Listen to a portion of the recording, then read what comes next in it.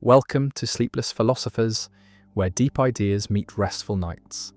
If you enjoy these journeys through philosophy, please like and subscribe and turn on notifications for daily uploads. To support the channel, consider leaving a super thanks. Any amount helps us continue creating content. You can also become a member to request video topics. We're not monetized, so your support truly makes the difference. Now let the philosophy begin. The rubber hand illusion, when a fake hand becomes yours. A person sits at a table, their real hand hidden from view behind a screen, and a rubber hand, a realistic prosthetic, is placed in front of them where they can see it.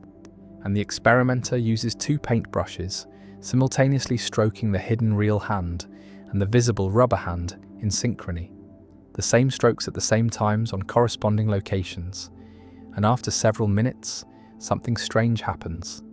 The person begins to feel as though the rubber hand is their hand, feels the touch sensations as coming from the rubber hand rather than from the hidden real hand.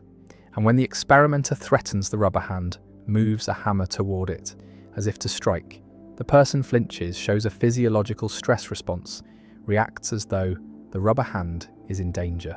And this is the rubber hand illusion, discovered by Botvinnik and Cohen in 1998. A phenomenon demonstrating that body ownership, the sense that a body part is yours, is not fixed but is flexible, can be manipulated, can be extended to objects that are not part of your body, and the illusion reveals that the sense of body ownership is constructed by the brain through integration of visual, tactile, and proprioceptive information. And when these signals are consistent, when vision shows a hand being touched in the same way, and at the same time as tactile signals indicate your hand is being touched, the brain infers that the seen hand is your hand, updates the body representation, and the rubber hand is incorporated into the body schema. And the rubber hand illusion has profound implications for understanding embodiment, for understanding the sense of self, for prosthetic design, and for recognizing that the boundaries of the self are not fixed but are dynamic and constructed. Imagine the subjective experience. You watch the rubber hand, see the paintbrush stroke it, and simultaneously feel strokes on your real hidden hand. And at first the rubber hand is clearly not yours, is obviously a fake. But as the synchronous stroking continues, something shifts. The rubber hand begins to feel like it could be yours, begins to feel connected, and after several minutes, the feeling is strong. The rubber hand feels like part of your body. And when you're asked to close your eyes and point to where your real hand is, your pointing is shifted toward the rubber hand. You mislocalize your real hand, place it closer to the rubber hand than it actually is. And this proprioceptive drift shows that the body representation has been updated, has incorporated the rubber hand.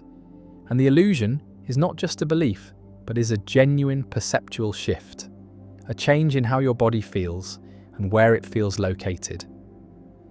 The rubber hand illusion demonstrates multisensory integration, shows that the brain combines information from different senses to construct a coherent representation of the body. And when visual, tactile, and proprioceptive signals are consistent, they are attributed to the same body part, and the brain updates the body schema accordingly.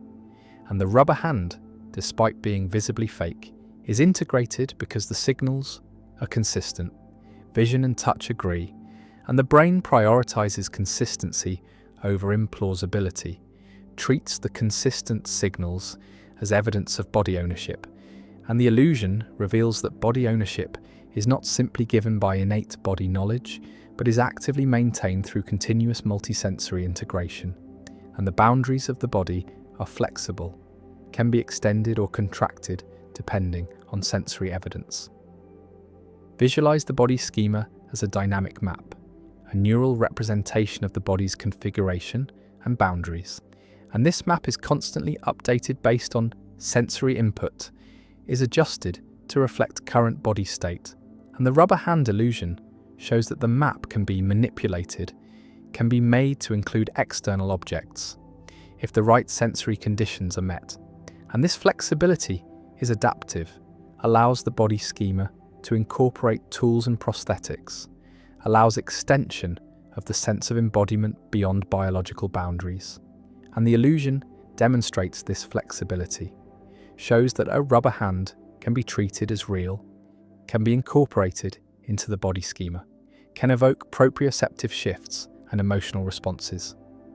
The rubber hand illusion has practical applications for prosthetic design, for helping amputees incorporate artificial limbs, for creating prosthetics that feel like part of the body rather than like external tools, and understanding the conditions that produce the illusion, the need for synchronous multisensory stimulation, informs how prosthetics should provide feedback, how they should integrate visual and tactile signals. And the illusion has been used therapeutically, has been adapted to treat phantom limb pain, to help amputees resolve conflicts between visual evidence of absence and proprioceptive evidence of presence, and the techniques developed from studying the illusion have real clinical value. The illusion also has implications for understanding the self, for recognizing that the sense of body ownership is not a simple direct given, but is a constructed representation, is inferred from sensory evidence, and the self, at least the bodily self, is flexible, is not fixed by biological boundaries, and this challenges naive views of the self as a simple unity, as transparently given, and supports views that the self is constructed, is a model built by the brain, and the model can be manipulated, can include or exclude body parts depending on sensory evidence. And the rubber hand illusion shows this manipulation directly, shows that body ownership can be experimentally induced for fake limbs. And this raises questions about personal identity, about what makes a body part yours, about whether ownership is determined by biological connection or by sensory integration, and the illusion suggests the latter. One variant of the rubber hand illusion uses virtual reality, uses computer-generated hands that can be manipulated more precisely than rubber hands, can change appearance, can violate physical constraints, and virtual embodiment studies have shown that people can experience ownership of virtual bodies, can incorporate digital hands into their body schema. And this has applications for VR design, for creating immersive experiences, for understanding how to make virtual avatars feel like real bodies, and the principles discovered through the rubber hand illusion extend to virtual embodiment, show that the same multisensory integration mechanisms apply, and synchronous visuotactile stimulation produces ownership of virtual limbs just as it does for rubber limbs. Another variant explores whether the illusion extends beyond hands, whether legs or whole bodies can be incorporated, and studies have shown that full body illusions are possible, that people can experience ownership of entire mannequin bodies or virtual avatars when appropriate multisensory stimulation is provided. And these full body illusions demonstrate that body ownership is global, applies to the entire body representation, and can be manipulated systematically. And the flexibility of body ownership is even greater than the rubber hand illusion alone suggests, extends to whole body reconfiguration. And this has implications for understanding disorders of body ownership, for understanding phantom limbs and body integrity identity disorder, and for developing therapeutic interventions. The rubber hand sits on the table, fake and obvious, and yet after synchronous stroking, it feels real, feels like part of the body, and the person flinches when it is threatened, responds emotionally and physiologically as though their real hand is in danger. And the illusion reveals that body ownership is constructed, is inferred from multisensory consistency, is flexible and dynamic, and the boundaries of the self are not fixed but are continuously updated based on sensory evidence. And the rubber hand illusion endures as one of the most striking demonstrations in cognitive neuroscience, a phenomenon that challenges assumptions about embodiment, that reveals the constructed nature of the bodily self, and that shows that even the most basic sense, the sense of which body parts are yours, is not simply given but is actively maintained through brain processes that can be fooled, can be manipulated, and the rubber hand becomes real, becomes incorporated, and the illusion persists. The Simpsons paradox.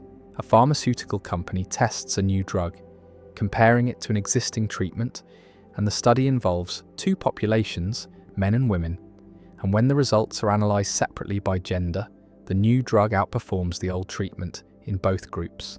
Men who take the new drug recover more frequently than men who take the old treatment, and women who take the new drug also recover more frequently than women who take the old treatment. And so it seems clear that the new drug is superior, effective for both men and women, better than the alternative, and yet when the data from both groups are combined, when the overall recovery rates are calculated across the entire study population, the old treatment appears to outperform the new drug, showing higher overall recovery rates. And this reversal, where a trend that holds in every subgroup disappears or reverses when the subgroups are combined, is Simpson's paradox, named after the statistician Edward Simpson, who described it formally in 1951, though the phenomenon had been noted earlier by others. And the paradox reveals how aggregating data can mislead, how the whole can tell a different story than the parts, and how statistical reasoning requires careful attention to confounding variables and the structure of causal relationships. The resolution of the paradox lies in understanding that the populations are not balanced, that more men than women take the new drug, or more women than men take the old treatment, or that the recovery rates differ between genders for reasons unrelated to the drugs. And this imbalance means that the overall average is dominated by the group with higher representation. And if men have higher recovery rates in general, and most men take the new drug, then the new drug will appear effective overall, even if it is actually less effective than the old treatment when gender is controlled for. Or if the distribution is skewed in other ways, the opposite reversal can occur. And the paradox shows that crude averages can be misleading. That Simpson's paradox occurs whenever there is a lurking variable, a confounding factor that influences both the treatment assignment and the outcome, and failing to account for this variable leads to incorrect conclusions. Consider a simpler example involving college admissions. Suppose a university has two departments, and Department A admits 70% of applicants, while Department B admits 30%. And when applications are examined by gender, it appears that the university discriminates against women, because the overall acceptance rate for women is lower than for men. But when the data are broken down by department, a different picture emerges. In Department A, which is less selective, a higher percentage of female applicants are admitted than male applicants, and in Department B, which is more selective, the same is true. Women are admitted at higher rates than men in both departments, and the overall appearance of discrimination arises because more women apply to Department B, which has a lower acceptance rate, while more men apply to Department A, which has a higher acceptance rate. And so even though women are favoured in both departments, they appear disfavoured overall. And this is Simpson's paradox. The confounding variable is the choice of department, which correlates with both gender and acceptance rate. And ignoring this variable produces a misleading aggregate statistic. The paradox has profound implications for how we interpret statistical data. For medical research, where treatment effects can appear or disappear depending on how data are aggregated. For social science, where trends in subgroups can reverse when combined. For legal cases, where evidence of discrimination or bias can seem to vanish or appear depending on how populations are divided. And the paradox shows that there is no neutral or objective way to report statistics, that the choice of whether to aggregate or disaggregate, whether to control for certain variables or not, is a substantive decision that affects what conclusions can be drawn, and this decision should be guided by causal understanding, by knowledge of which variables are confounders and which are mediators. And this knowledge cannot be derived from the statistics alone, but requires background theory, domain expertise, and careful thinking about causal structure. Simpson's paradox also raises questions about the nature of causation and the relationship between correlation and causation, because the paradox shows that correlations can reverse when additional variables are considered, that associations in data are sensitive to what is held constant and what is allowed to vary, and this means that identifying causal relationships from observational data is more difficult than it might seem, that confounders must be identified and controlled for, that causal inference requires not just statistical analysis but causal modelling, the specification of hypotheses about how variables influence each other, and the paradox is one reason why randomized controlled trials are considered the gold standard for establishing causation, because randomization ensures that treatment assignment is independent of confounding variables, breaking the associations that generate Simpson's paradox. The paradox appears in many real-world contexts. In sports statistics, where a player can have a better batting average than another player in every season, yet a worse average over their entire career, because they played different numbers of games in different seasons. In economic data, where wages can increase for every demographic group, yet average wages can decrease overall, because the composition of the workforce shifts toward lower wage groups. In epidemiology, where a treatment can appear harmful overall, yet beneficial in every subgroup, because sicker patients are more likely to receive the treatment, and in each case the paradox reveals the danger of naive data interpretation, the risk of drawing conclusions from aggregate statistics without understanding the underlying structure.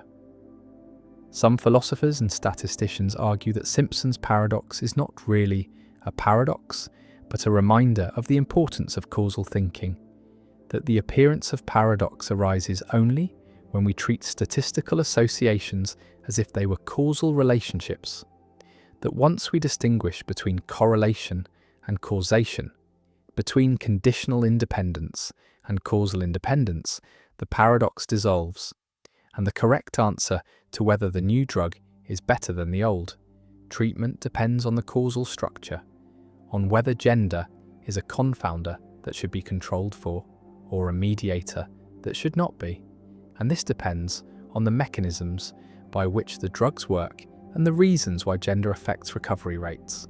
Simpson's paradox has also been used to critique certain statistical practices, to question the use of aggregate statistics in policymaking, to highlight the need for transparent reporting of how data are broken down and what variables are controlled for, and to emphasize that statistical analysis is not a neutral technical exercise, but involves interpretive choices that reflect background assumptions and values, and different choices can support different conclusions, even from the same data.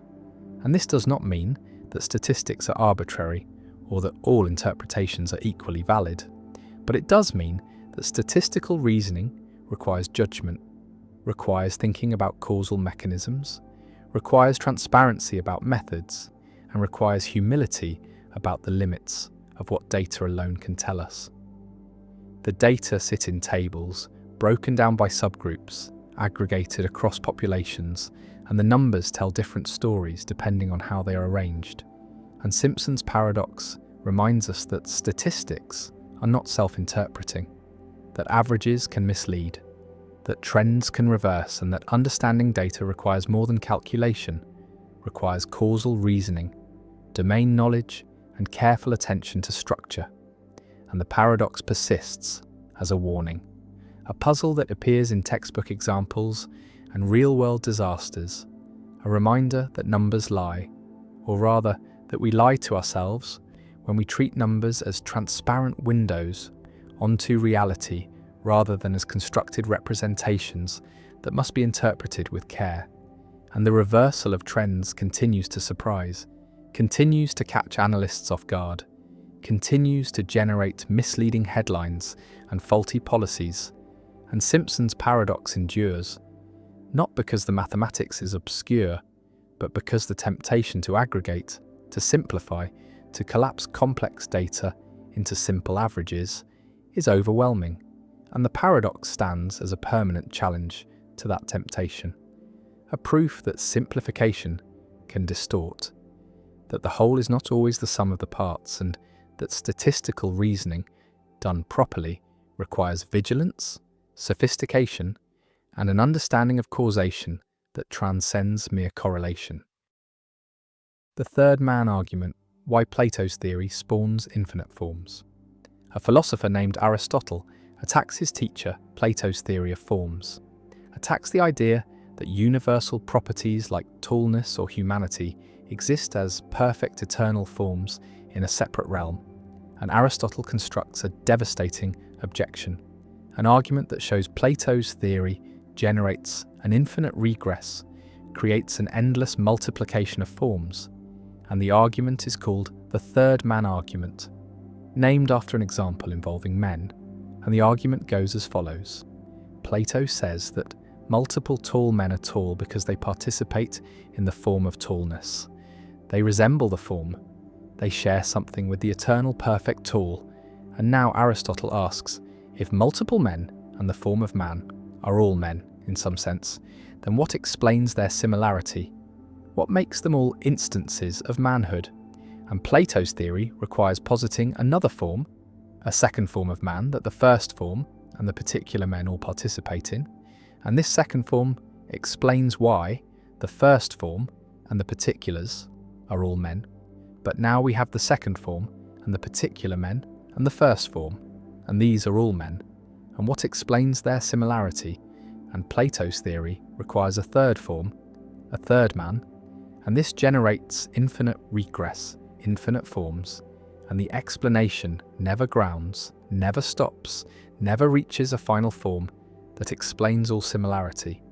And this is the third man argument, a reductio ad absurdum of Plato's theory of forms, showing that the theory is self-defeating, generates infinite regress, and cannot explain what it was designed to explain. Imagine the structure. Multiple particular tall men exist. Call them Tom and Tim and Ted, and they are all tall, and Plato explains this by saying they all participate in the form of tallness. Call it Form 1, and Form 1 is the perfect tall, is what makes Tom and Tim and Ted tall, and they are tall by resembling Form 1, but now notice that Tom and Tim and Ted and Form 1 are all tall, all share the property of tallness, and by Plato's own reasoning this similarity requires explanation, requires a form that they all participate in. And so we need Form 2, a second form of tallness that explains why Form 1 and the particular men are all tall. And now we have Form 1 and Form 2 and the particular men, all tall. And this similarity requires explanation, requires Form 3. And the regress continues infinitely. And tallness is not explained by a single form, but by an infinite hierarchy of forms. And this infinite hierarchy is vicious, is problematic, because each form was supposed to explain similarity, was supposed to ground the property, but the grounding never completes, requires further forms endlessly. The third man argument reveals a deep problem with Plato's theory. The problem is that forms are supposed to explain why particulars have properties, but forms themselves have properties. The form of tallness is tall, the form of beauty is beautiful. And if forms have the properties they explain, then they fall under their own domain, are subject to the same explanation they provide. And this creates regress, creates the need for higher order forms. And the regress is vicious because it undermines the explanatory role of forms, shows that forms do not actually explain anything, do not provide ultimate ground. And Aristotle uses this argument to reject Plato's separate forms, to argue that forms must exist in particulars, not in a separate realm, and that resemblance is primitive, not explained by participation in forms. Visualize the regress as a ladder. At the bottom are particular tall men. At the next rung is Form 1 that explains their tallness. At the next rung is Form 2 that explains why Form 1 and the men are all tall. At the next rung is Form 3, and the ladder extends infinitely upward, never reaching a final rung, never grounding the explanation.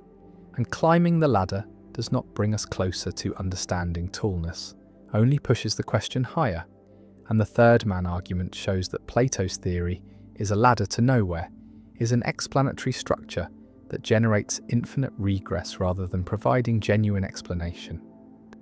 One response to the third man argument, a response Plato himself may have considered, denies that forms have the properties they explain, denies that the form of tallness is itself tall, argues that forms are paradigms, are perfect standards, but do not instantiate the properties they ground. And the form of tallness is not tall, but is what tallness is the nature of tallness. And particulars are tall by resembling the form, but the form does not resemble itself, does not participate in itself. And this blocks the regress because there is no need to explain why the form and the particulars are both tall. The form is not tall, and only particulars are tall, and the regress does not start. And this response requires distinguishing between being a property and instantiating a property, requires that forms be properties without having properties. And this is metaphysically subtle, requires careful formulation. Another response accepts that forms instantiate themselves, accepts that the form of tallness is tall, but denies that this requires further explanation, denies that the form and particulars being tall needs to be explained by a higher form, argues that the form is self-explanatory, is the ground of tallness, and the fact that the form is tall is not a further fact requiring explanation, but is constitutive of what the form is, and this response blocks the regress by denying the premise that all similarity requires explanation, allows that some similarity is primitive, is not explained by further forms, and the form of tallness being tall is primitive, grounds other tallness, but does not itself need grounding. A third response from Aristotle's own position rejects Plato's separate forms entirely, argues that universals exist in particulars not in a separate realm, and tallness exists in tall men, is immanent, not transcendent. And this avoids the third man regress because there is no separate form that is itself tall. Forms are not separate entities but are aspects of particulars, and the regress does not arise because there is no form that shares the property with particulars. And Aristotle's immanent realism avoids the third man argument by changing the metaphysical location of universals, putting them in the world rather than in a separate realm. The third man argument has influenced debates about universals throughout history, has been revived and refined, has been applied to various theories of properties, and the argument shows that any theory that posits entities to explain resemblance must be careful not to make those entities instances of what they explain, must avoid the structure that generates regress, and modern theories of properties, trope theories, and resemblance nominalism and immanent realism all have been shaped by the need to avoid the third man regress. All have been designed to explain properties without generating infinite hierarchies.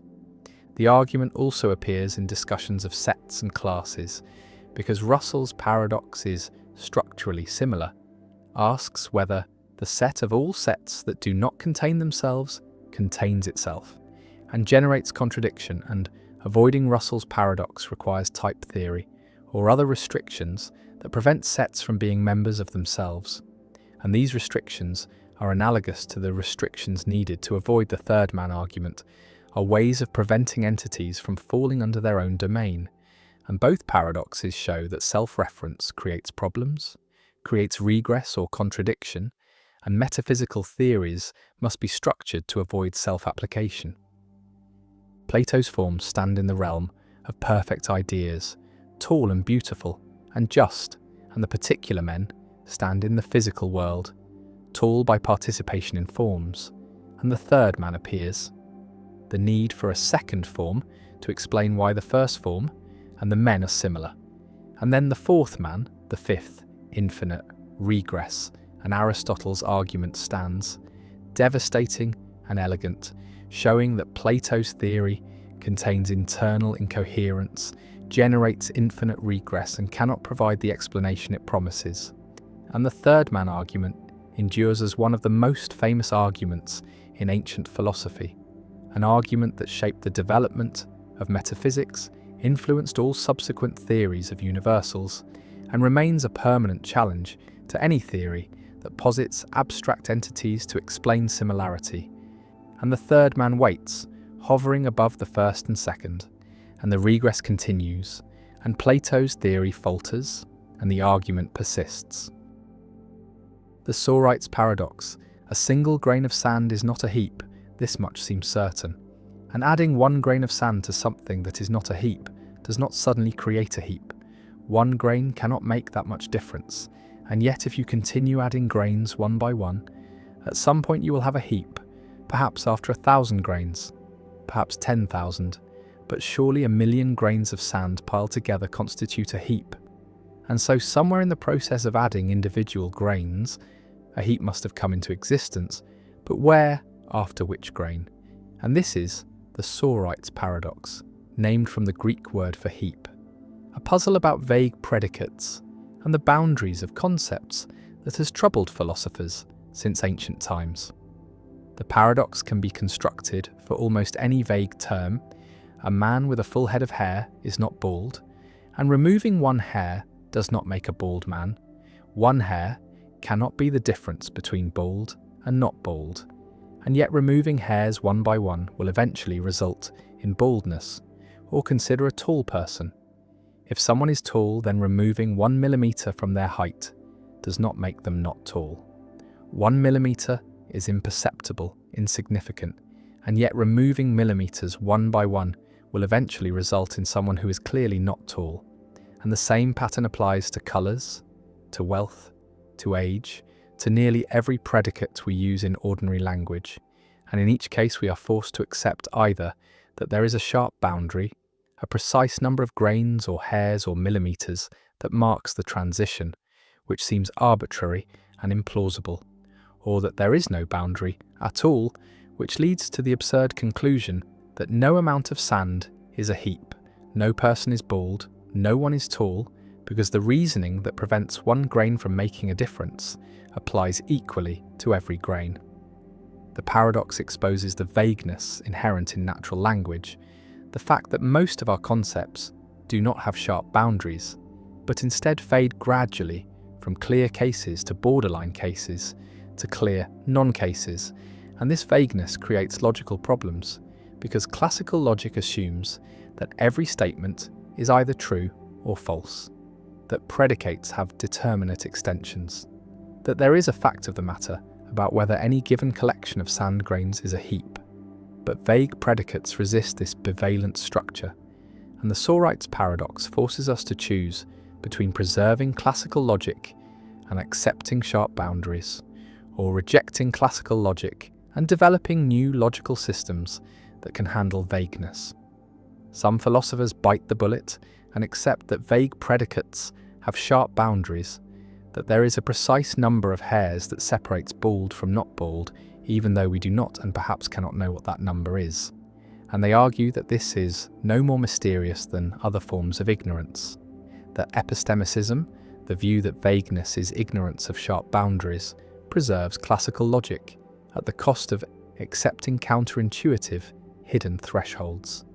Others reject sharp boundaries and embrace many-valued logic or fuzzy logic, systems where statements can be partially true, where being a heap admits of degrees, where a collection of grains can be somewhat a heap, more of a heap than another collection, but less of a heap than a third, and truth values range continuously from 0 to 1, rather than being restricted to true and false.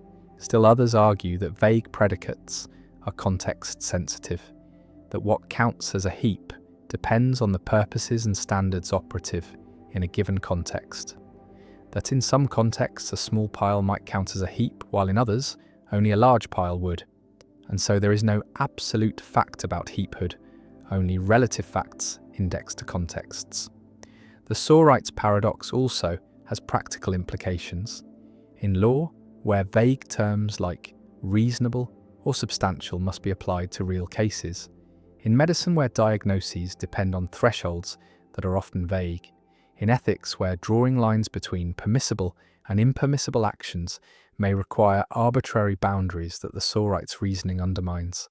And in these domains, the paradox is not merely an abstract puzzle, but but a genuine challenge to decision-making and judgment. The paradox remains unresolved. Philosophers continue to debate the best response, and it stands as a reminder that the concepts we use to navigate the world, the words we rely on to describe and categorize, are far less precise than we ordinarily assume, that vagueness is pervasive, that boundaries are often illusory, and that the attempt to force the fluid and gradual into the rigid and discrete, to impose the structure of classical logic on the messy reality of natural language, leads inevitably to paradox, to situations where reasoning breaks down, where every answer seems wrong, and where the heap, like so many things, resists definition. The stadium paradox. Zeno of Elea constructed another puzzle about motion, one less famous than his other paradoxes, but perhaps more perplexing, and this is the stadium paradox, sometimes called the moving rows paradox, a thought experiment involving 3 rows of objects moving past each other that seems to prove that half a moment equals a whole moment, that time itself is inconsistent. Imagine 3 rows of objects arranged in a stadium, each row containing the same number of objects. Let us say 4 objects in each row for simplicity, and the first row remains stationary, while the second row moves to the right and the third row moves to the left, each moving at the same speed. At the starting moment, the rows are aligned, but after 1 unit of time, the second row has moved 1 position to the right and the third row has moved 1 position to the left. And here is where the paradox emerges. From the perspective of the stationary first row, each moving row has passed 1 object, but from the perspective of the second row moving right, the third row moving left has passed 2 objects. Because the relative motion between the second and third rows is twice as fast as the motion of either row relative to the stationary row. Zeno argued that this leads to a contradiction, because if the smallest unit of time is the time it takes for one object to pass another, then relative to the first row, 1 unit of time has passed, but relative to the second row, 2 units of time have passed, as measured by how many objects of the third row have gone by. And so the same interval is both 1 unit and 2 units, half of itself and equal to itself, and time becomes incoherent. The paradox is more difficult to grasp than Zeno's other arguments, and even ancient commentators struggled to articulate exactly what the problem was supposed to be, and Aristotle's response was somewhat dismissive, pointing out that the speed of an object depends on the frame of reference, that there is no absolute motion, but only motion relative to other objects, and that the time it takes to pass an object in motion is different from the time it takes to pass a stationary object, and therefore there is no contradiction, merely a confusion about relative velocities. Modern physics has vindicated Aristotle's intuition through the principle of relativity, which states that the laws of physics are the same in all inertial reference frames, and that there is no privileged stationary frame. All motion is relative, and the speed at which objects pass each other depends on the observer's frame of reference.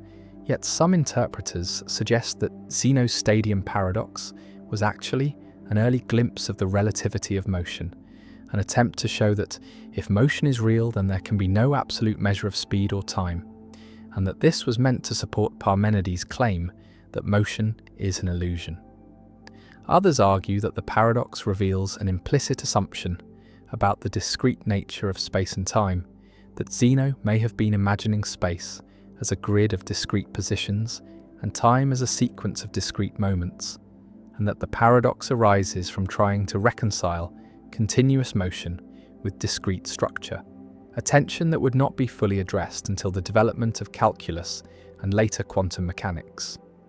The paradox also touches on the concept of relative velocity, the idea that the speed of one object relative to another is the sum of their individual speeds if they are moving in opposite directions, and that this is perfectly consistent even though it means different observers measure different relative speeds.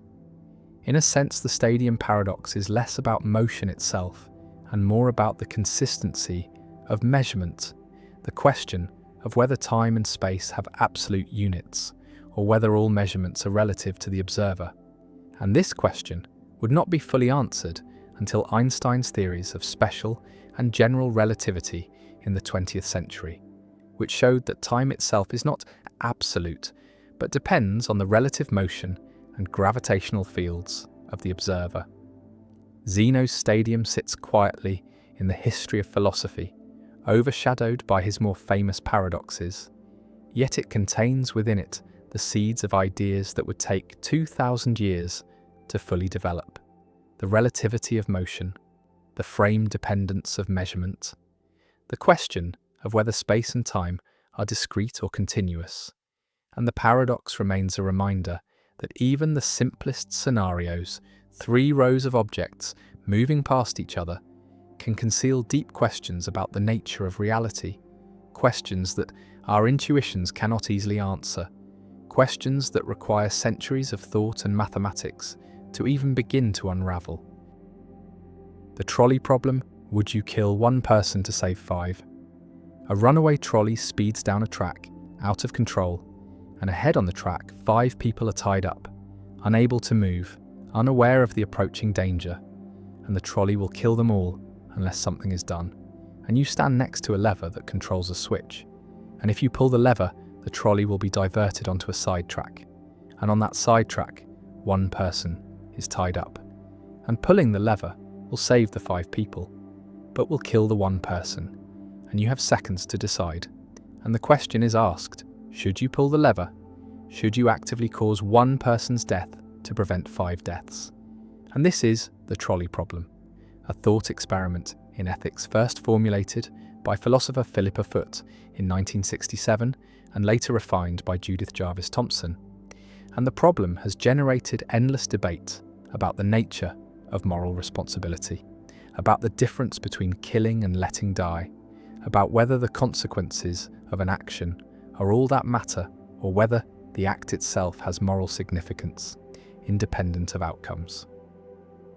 Visualize the scenario: the track stretches ahead, the 5 people bound and helpless, the trolley barreling toward them, unstoppable, and you at the switch, hand on the lever, and time slows as you deliberate.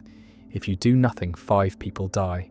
If you pull the lever, 1 person dies, and the arithmetic seems simple. 5 is greater than 1. Saving 5 lives at the cost of 1 is a net gain. And by this consequentialist reasoning, you should pull the lever. You should minimize harm, maximize lives saved. And many people, when presented with this scenario, say they would pull the lever, would divert the trolley, would accept responsibility for causing 1 death to prevent 5.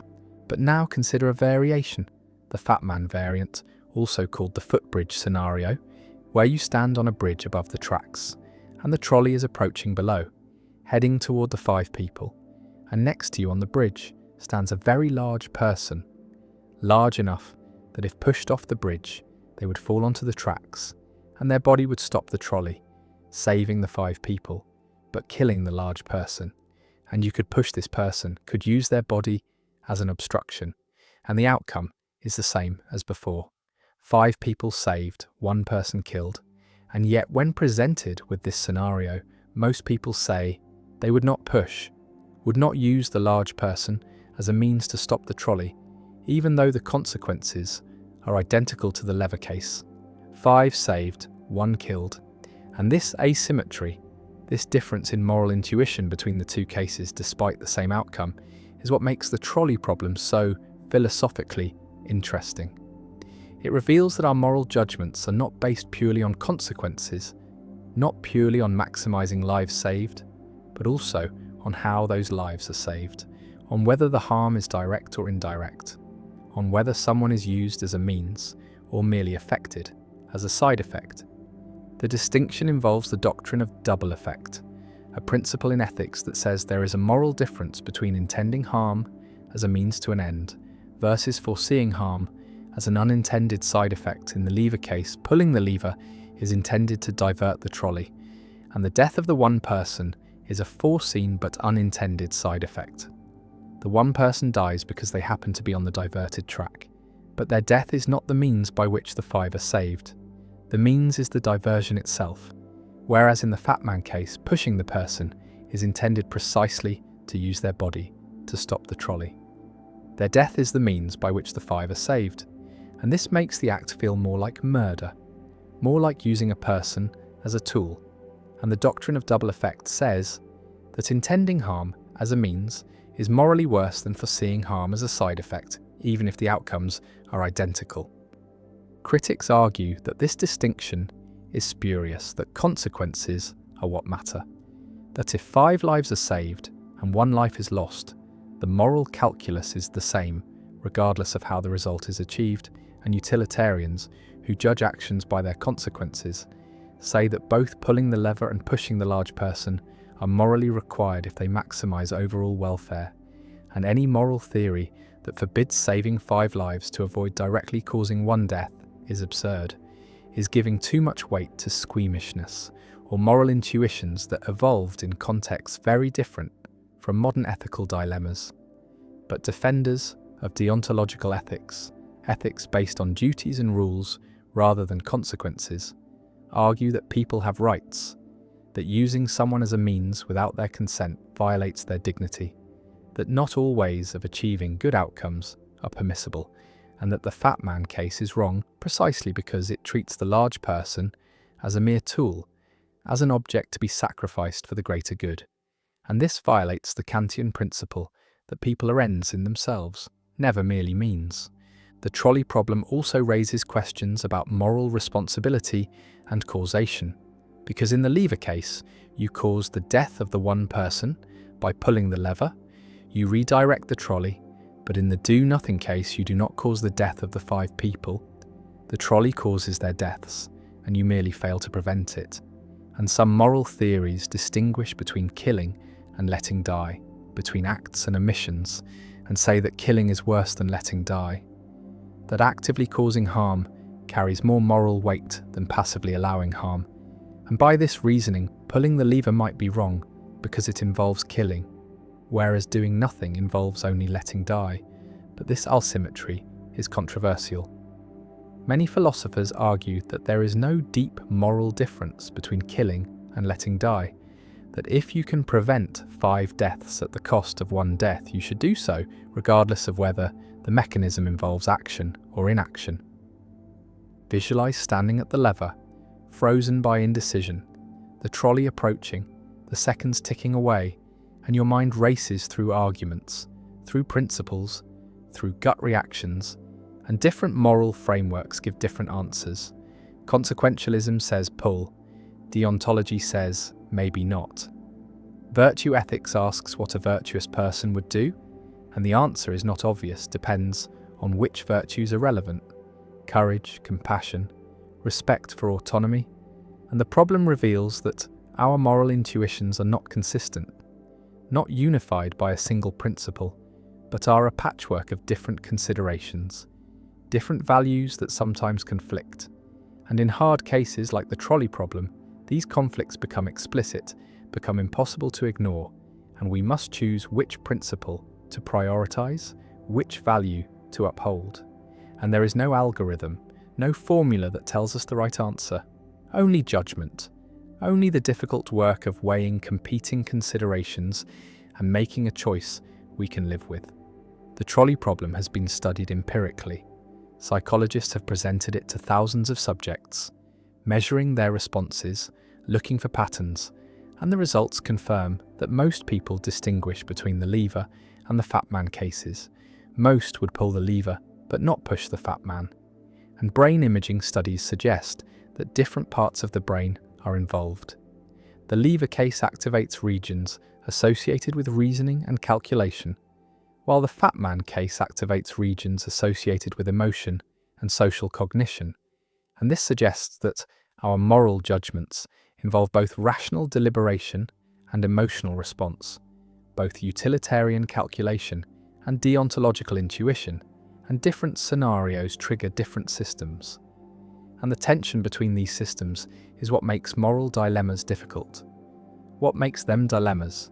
Cases where no answer satisfies all our moral intuitions, where any choice involves sacrifice, involves accepting consequences or violating principles, and the trolley problem, artificial as it is, captures this structure, this irreducible difficulty that characterizes real moral life.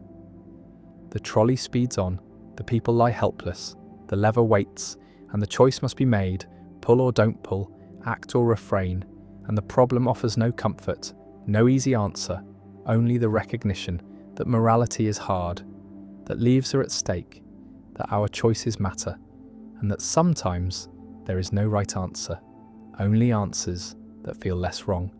And the trolley problem endures, not because it resembles real dilemmas we face, but because it distills the structure of moral conflict, because it forces explicit the trade-offs we usually avoid, and because it reminds us that ethics is not a set of rules to be followed mechanically, but a practice requiring judgment, requiring courage, requiring the willingness to make difficult choices and accept responsibility for their consequences. And the trolley rolls, and the lever waits, and the question persists. The sleeping beauty problem.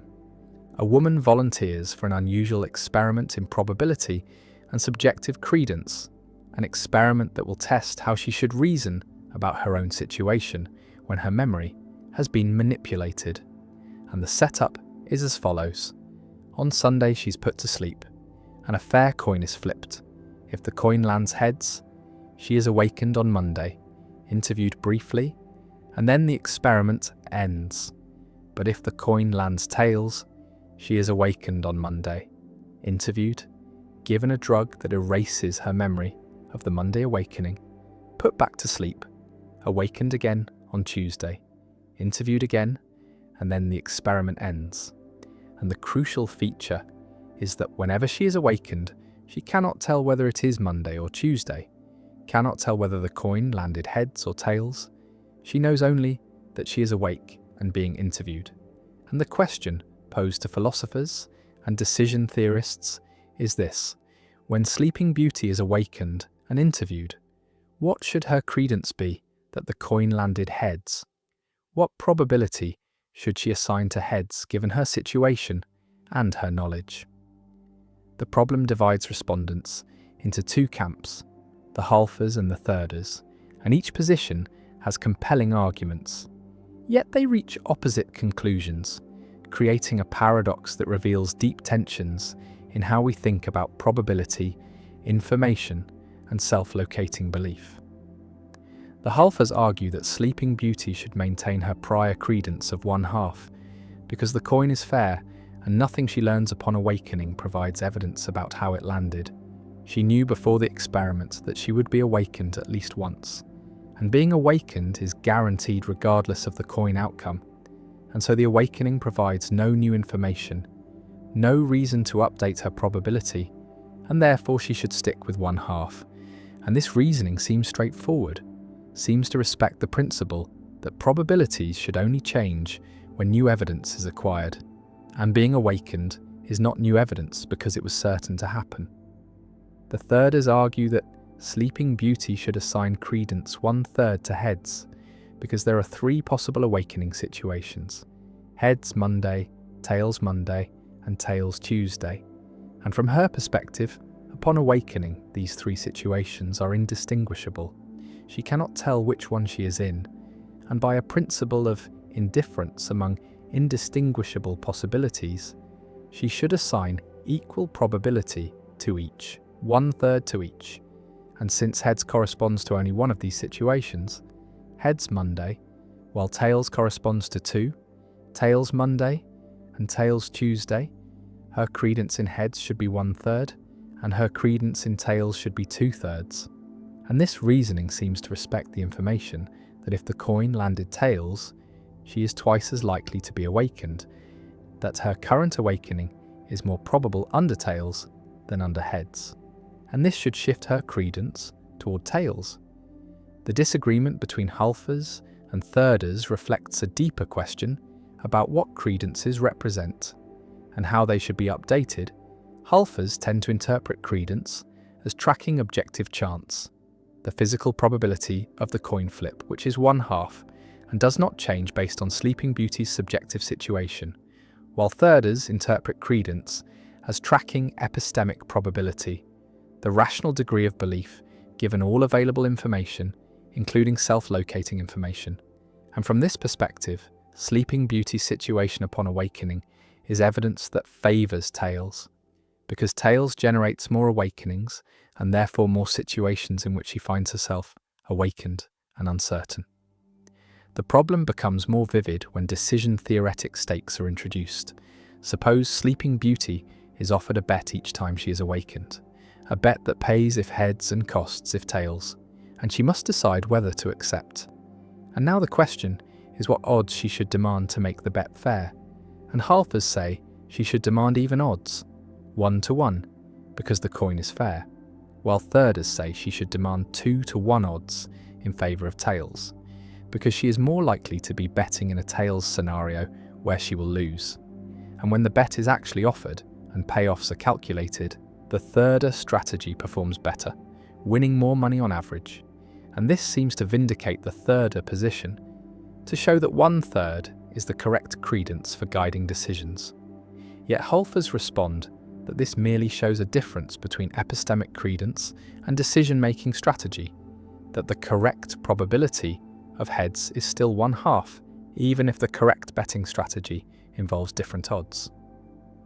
The Sleeping Beauty problem also raises questions about the reference class problem, the question of which group of situations Sleeping Beauty should consider herself a random member of. Should she think of herself as randomly selected from the set of coin flips, in which case heads and tails are equally likely, or should she think of herself as randomly selected from the set of awakening events, in which case tails is twice as likely, and different reference classes lead to different probabilities, and there is no obviously correct way to choose between them. The problem connects to issues about personal identity and indexical information, information about who or when or where you are, because Sleeping Beauty, upon awakening, does not learn any new didicto information, any new information about how the world is. She already knew that she would be awakened at least once, but she does gain new desi information, new information about which temporal slice of herself she currently is, new information about her location in time. And the question is whether this indexical information should change her credences, whether learning that you're currently experiencing an awakening provides evidence about the coin, even if you knew that you would experience at least one awakening. Some philosophers propose middle positions, arguing that different notions of probability are at play, and that the halfer and thirder answers are both correct relative to different interpretive frameworks, or that the question is underspecified and cannot be answered without further stipulations about what is being asked. But these conciliatory approaches satisfy neither halfers nor thirders, each of whom believes their answer is the uniquely correct one. The problem has spawned an enormous literature, with variants and extensions testing different aspects of the puzzle, versions with different probabilities for the coin, versions with different numbers of awakenings, versions where Sleeping Beauty is told what day it is, and each variant sharpens the intuitions or reveals new complications, and the debate shows no signs of resolution. Conferences are held, papers are written, arguments are refined, and the community remains divided. And this persistence suggests that the Sleeping Beauty problem may not have a single correct answer, may instead reveal an ambiguity or indeterminacy in the concept of rational credence, a place where our intuitions pull in different directions, and no amount of formalization fully captures what is at stake. Sleeping Beauty lies in the laboratory, awakened and interviewed, uncertain whether it is Monday or Tuesday, uncertain whether the coin landed heads or tails, and she must assign a probability, must decide what to believe. And the philosophers watching cannot agree on what she should say, cannot agree on whether her credence should be 1/2 or 1/3, and the experiment continues. The coin is flipped again and again. Sleeping Beauty is awakened and interviewed again and again, and the paradox persists, a puzzle that seems simple, a question about a coin flip and some awakenings. yet contains within it deep disagreements about probability, evidence, identity, and the nature of rational belief.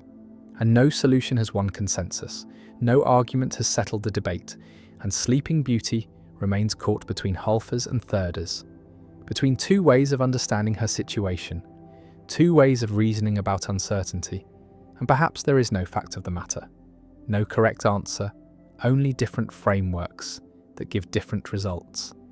And the choice between them reflects philosophical commitments rather than mathematical necessity, and the problem endures, a touchstone in debates about probability, a puzzle that refuses to be solved, a question that generates endless discussion, yet no agreement, and Sleeping Beauty wakes and wonders, and assigns her credence, and the debate continues, without end, without resolution, a permanent fixture in the landscape of philosophical paradoxes.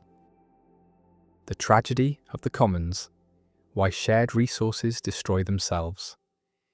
A village shares a common pasture, open to all herders, and each herder can graze their animals freely, can use the resource without restriction, and each herder reasons individually, calculates privately that adding one more animal to their herd brings them full benefit, brings them more milk and meat and wealth, while the cost of overgrazing is shared among all herders, is distributed across the community, and so each herder gains fully from expansion but pays only a fraction of the cost. And this asymmetry, this structure of incentives, drives each rational herder to add more animals, to maximize their individual benefit, and every herder reasons this way. Every herder expands their herd, and the commons becomes overgrazed, becomes depleted, becomes destroyed. And what was a productive shared resource becomes barren, becomes useless to everyone. And this is the tragedy of the commons, described by Garrett Hardin in 1968, a pattern where individually rational decisions lead to collective disaster, where the pursuit of self-interest in using shared resources results in the destruction of those resources. And the tragedy applies not just to grazing pastures, but to fisheries that are overfished, to aquifers that are depleted, to atmospheres that are polluted, to any shared resource where individual benefits are private but costs are collective. And the tragedy reveals a fundamental problem in resource management, shows that voluntary restraint is insufficient, shows that without collective governance, shared resources tend toward destruction, and solving the tragedy requires institutions, requires mechanisms that align individual incentives with collective sustainability. Imagine the herder's calculation more precisely. The commons can sustain a certain number of animals, and beyond that capacity, the pasture degrades, produces less grass, supports fewer animals, and when operating below capacity, each additional animal brings net benefit to its owner without significant cost to others. But when operating at or above capacity, each additional animal brings benefit to its owner while imposing costs on all herders through degradation.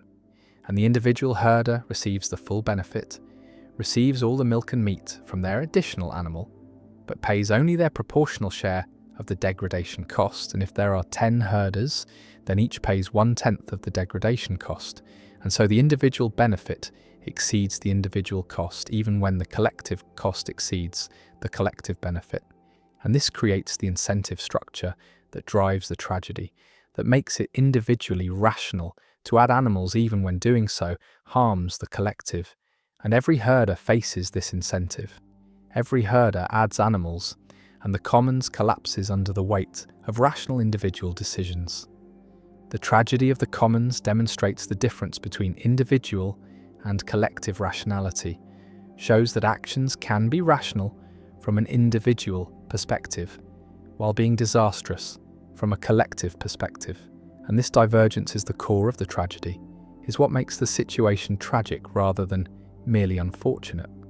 And the tragedy is not caused by irrationality or malice, but by rational pursuit of self-interest, in a context where individual and collective interests misalign. And Hardin's insight was that this misalignment is structural, is inherent in the nature of common pool resources, and cannot be solved by appeals to conscience or voluntary restraint because any individual who restrains themselves while others do not simply sacrifices their own benefit without saving the commons. And this creates a race to the bottom, creates pressure to exploit resources before others do, and the tragedy unfolds inevitably unless institutions intervene. Visualize the tragedy as a multiplayer prisoner's dilemma, where each individual faces the choice between restraint, limiting their use of the commons for collective benefit, or exploitation, maximizing their individual use at collective cost. And exploitation dominates restraint, because regardless of what others do, you are better off exploiting. If others restrain themselves, you benefit from the preserved commons while taking more than your share. And if others exploit, then the commons is doomed anyway, and restraint only makes you worse off relative to others. And so everyone exploits. Everyone takes more than sustainable, and the commons is destroyed. And this structure shows that the tragedy is a coordination problem, is a failure to achieve collective action, and solving it requires changing the incentive structure, requires making restraint individually rational, and this can be achieved through various mechanisms, through private property that internalizes costs, through regulation that enforces limits, through community management that creates monitoring and sanctions, through taxation that makes exploitation costly. One response to the tragedy is privatization, converting commons into private property, assigning ownership to individuals who then bear the full costs and benefits of their decisions. And private owners have incentive to manage sustainably because degradation reduces the value of their property. And this aligns individual and collective interests, makes conservation individually rational. And historical examples exist of commons being enclosed, being divided into private parcels. And while enclosure solves the tragedy, it raises questions of justice, of how property is assigned, of what happens to those who lose access. And privatization is not always feasible, is not appropriate for all resources, and some commons like the atmosphere or the ocean cannot be easily privatized, cannot be divided into individual holdings, and alternative solutions are needed. Another response is regulation, government intervention that imposes limits on use, that enforces sustainable practices through monitoring and penalties, and regulation can solve the tragedy by making exploitation illegal, by removing the incentive to overuse, and examples include fishing quotas, emission limits, grazing restrictions, and regulations can be effective when enforcement is strong, when violations are detected and punished, but regulation faces challenges, requires accurate information about sustainable use levels, requires political will to enforce, requires resistance to lobbying from those who benefit from exploitation, and regulations can be captured, can be weakened or undermined, and the tragedy can re-emerge if enforcement fails.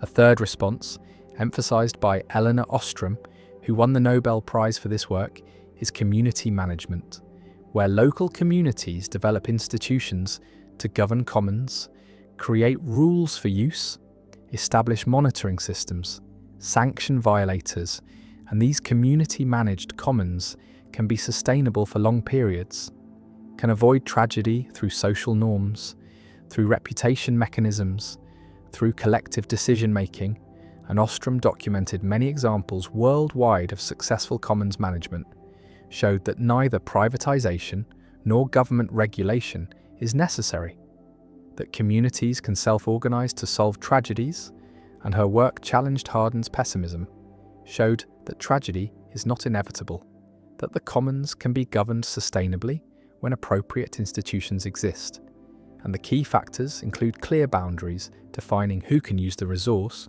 rules matched to local conditions, participation in rule-making by those affected, monitoring by accountable monitors, graduated sanctions for violations, conflict resolution mechanisms, and recognition of rights to organize by external authorities. The tragedy also applies to global commons, to resources that transcend local or national boundaries. And climate change is the paradigmatic example.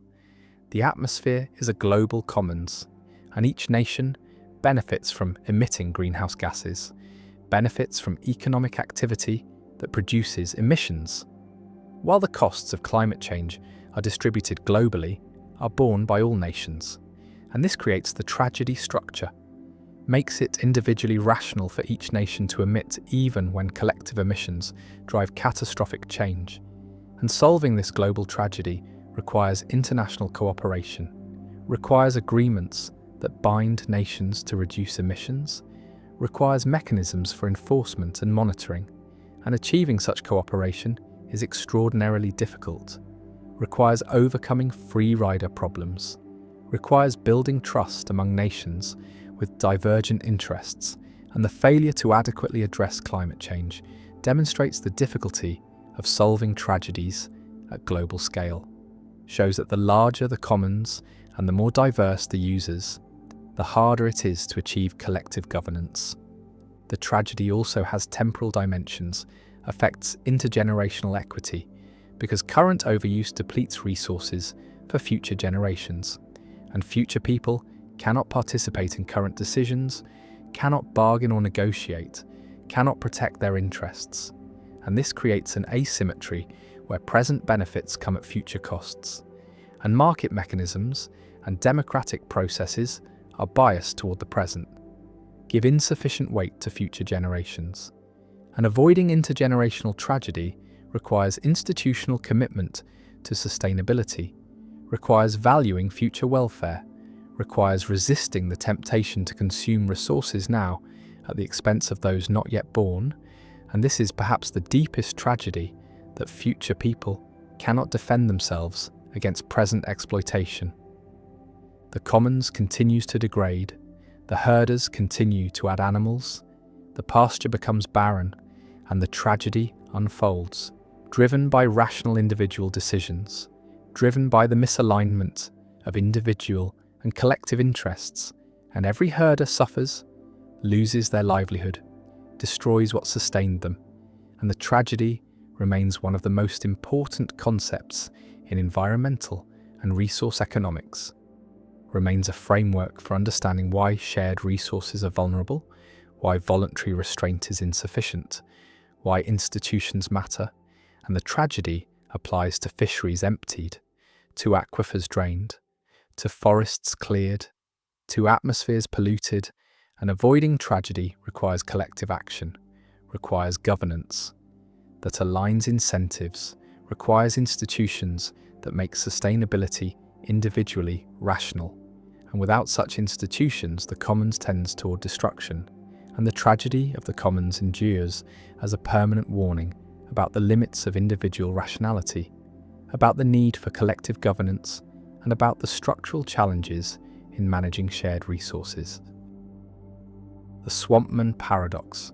Lightning strikes a swamp, and in that instant a man walking through the marsh is vaporized, his body reduced to scattered atoms, and by an extraordinary coincidence, the same lightning strike rearranges nearby organic matter into an exact duplicate of the man, molecule for molecule, synapse for synapse, every memory and personality trait perfectly replicated by chance. And this duplicate, called Swampman by philosopher Donald Davidson, who devised the thought experiment, opens his eyes and continues walking, unaware that anything has happened, believing himself to be the man who entered the swamp moments before.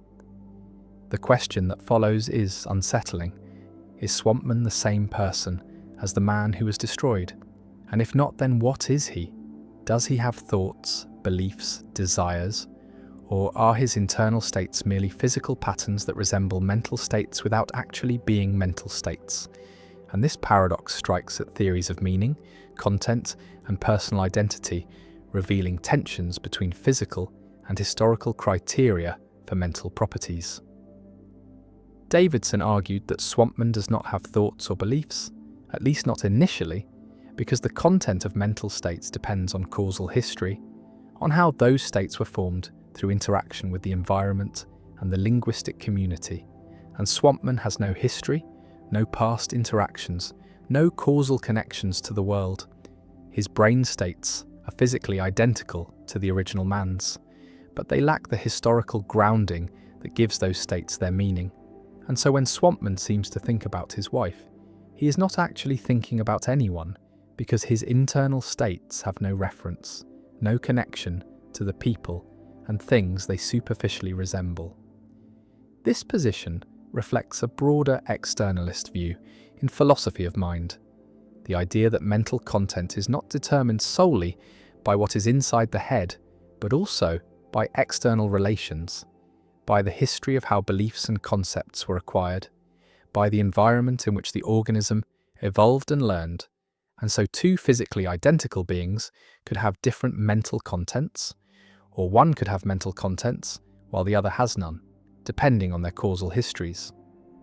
Others find this conclusion absurd, arguing that if Swampman is physically identical to the original man, then he must have the same mental states, that consciousness and thought supervene on physical structure, that duplicating the brain duplicates the mind, and that causal history, while perhaps relevant to the origin of mental content, is not necessary for its presence at a given moment. And so Swampman thinks and believes and desires just as the original man did. And any theory that denies this is privileging abstract historical facts over concrete present reality. The Swampman paradox also raises questions about personal identity. If Swampman is not the original man, then he is a distinct person who happens to have identical memories and personality, but those memories are false.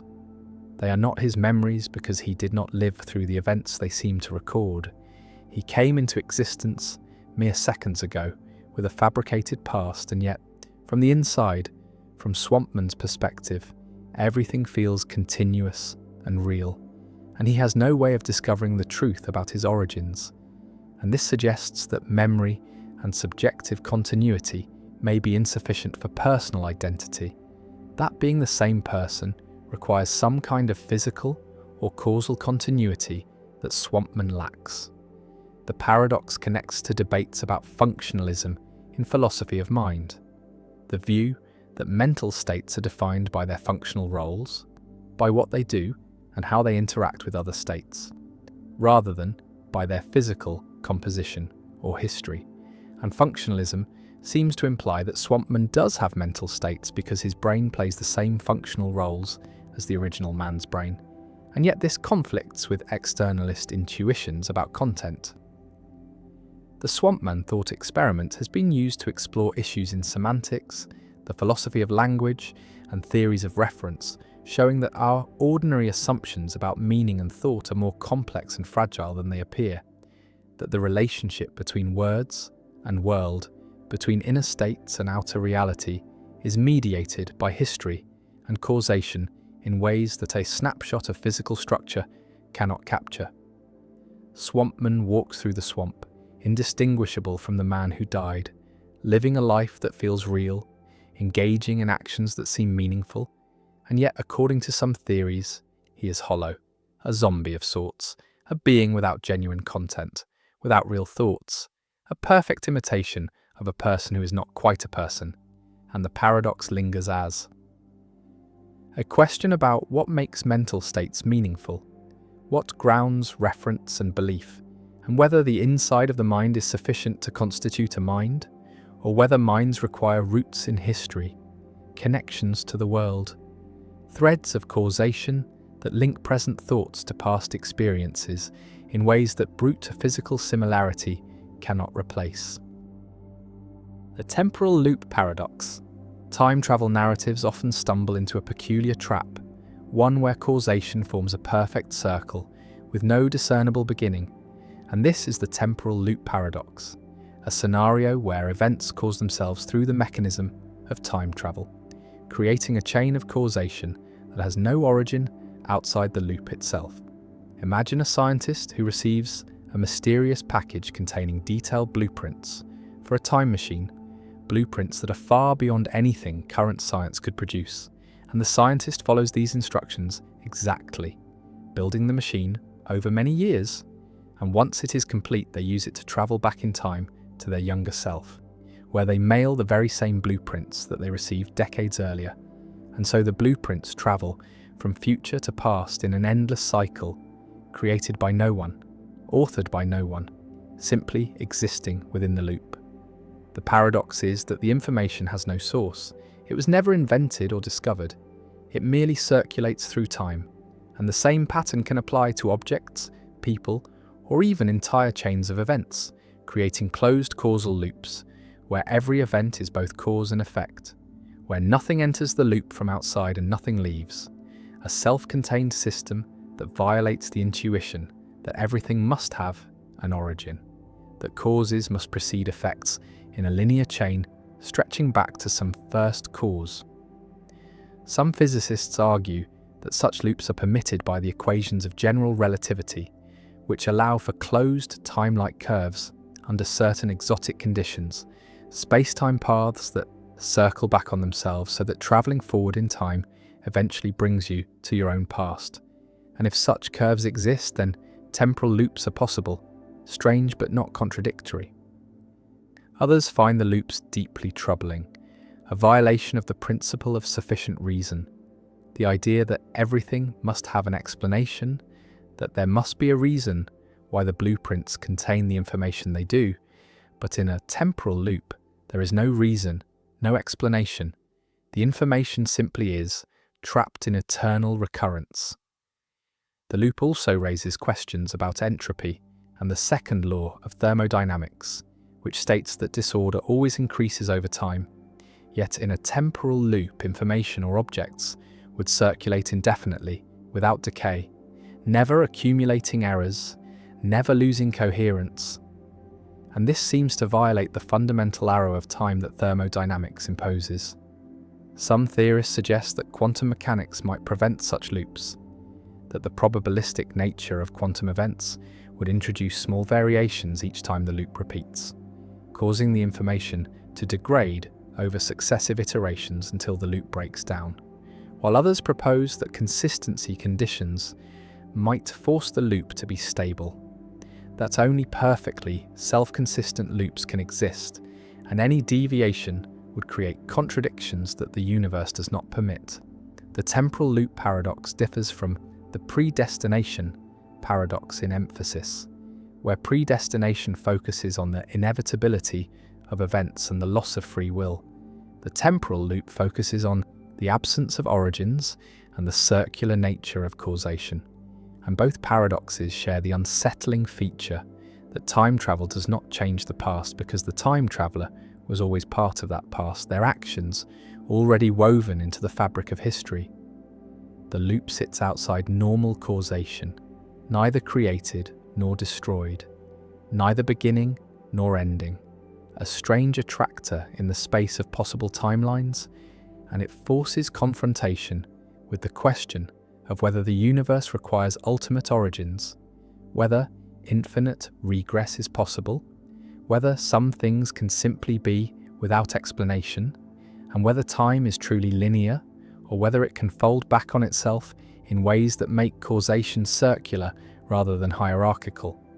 The temporal loop remains a staple of science fiction and a puzzle for philosophers and physicists, a scenario that feels impossible, yet may be consistent with the laws of nature, a reminder that time is stranger than common sense suggests, and that the arrow of causation we perceive, flowing from past to future, from cause to effect, may not be as fundamental as we believe, may not be the only way events can be structured, and that reality may permit loops and circles where intuition insists there should be lines.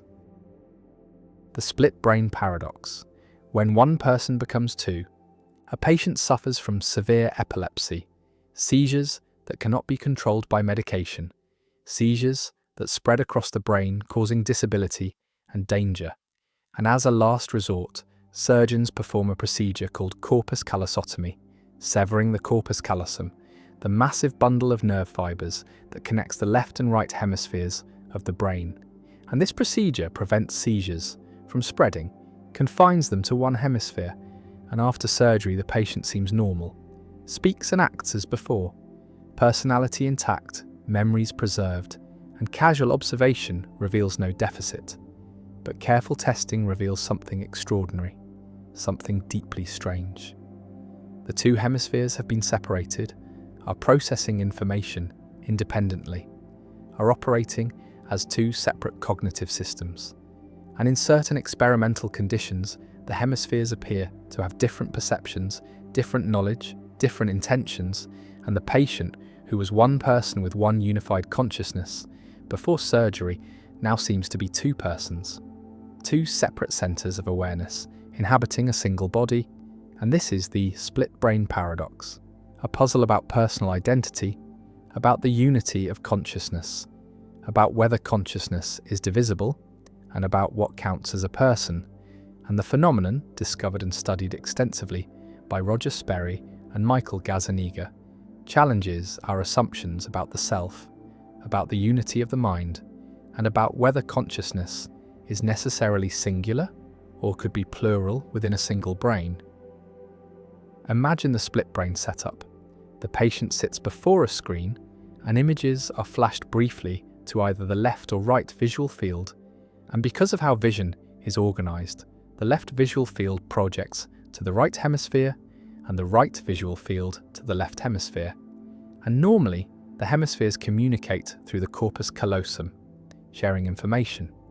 But in split brain patients, this communication is severed, and information presented to one hemisphere is not available to the other, and the left hemisphere, which controls language, can report what it sees, but the right hemisphere, which typically lacks language, cannot speak. And this creates dissociations, cases where the person can verbally report seeing something flash to the right visual field, processed by the left hemisphere, but denies seeing anything flash to the left visual field, processed by the right hemisphere, and yet the right hemisphere clearly saw the stimulus, because when asked to point with the left hand, controlled by the right hemisphere, the patient points accurately, and so the patient both saw and did not see, both knows and does not know, depending on which hemisphere is asked. And the unity of consciousness seems to break down, seems to split into two separate streams. The paradox becomes even more dramatic in cases of conflicting intentions, where experimenters present different instructions to each hemisphere, and the left hand, controlled by the right hemisphere, performs one action while the right hand, controlled by the left hemisphere, performs another, and sometimes the hands conflict.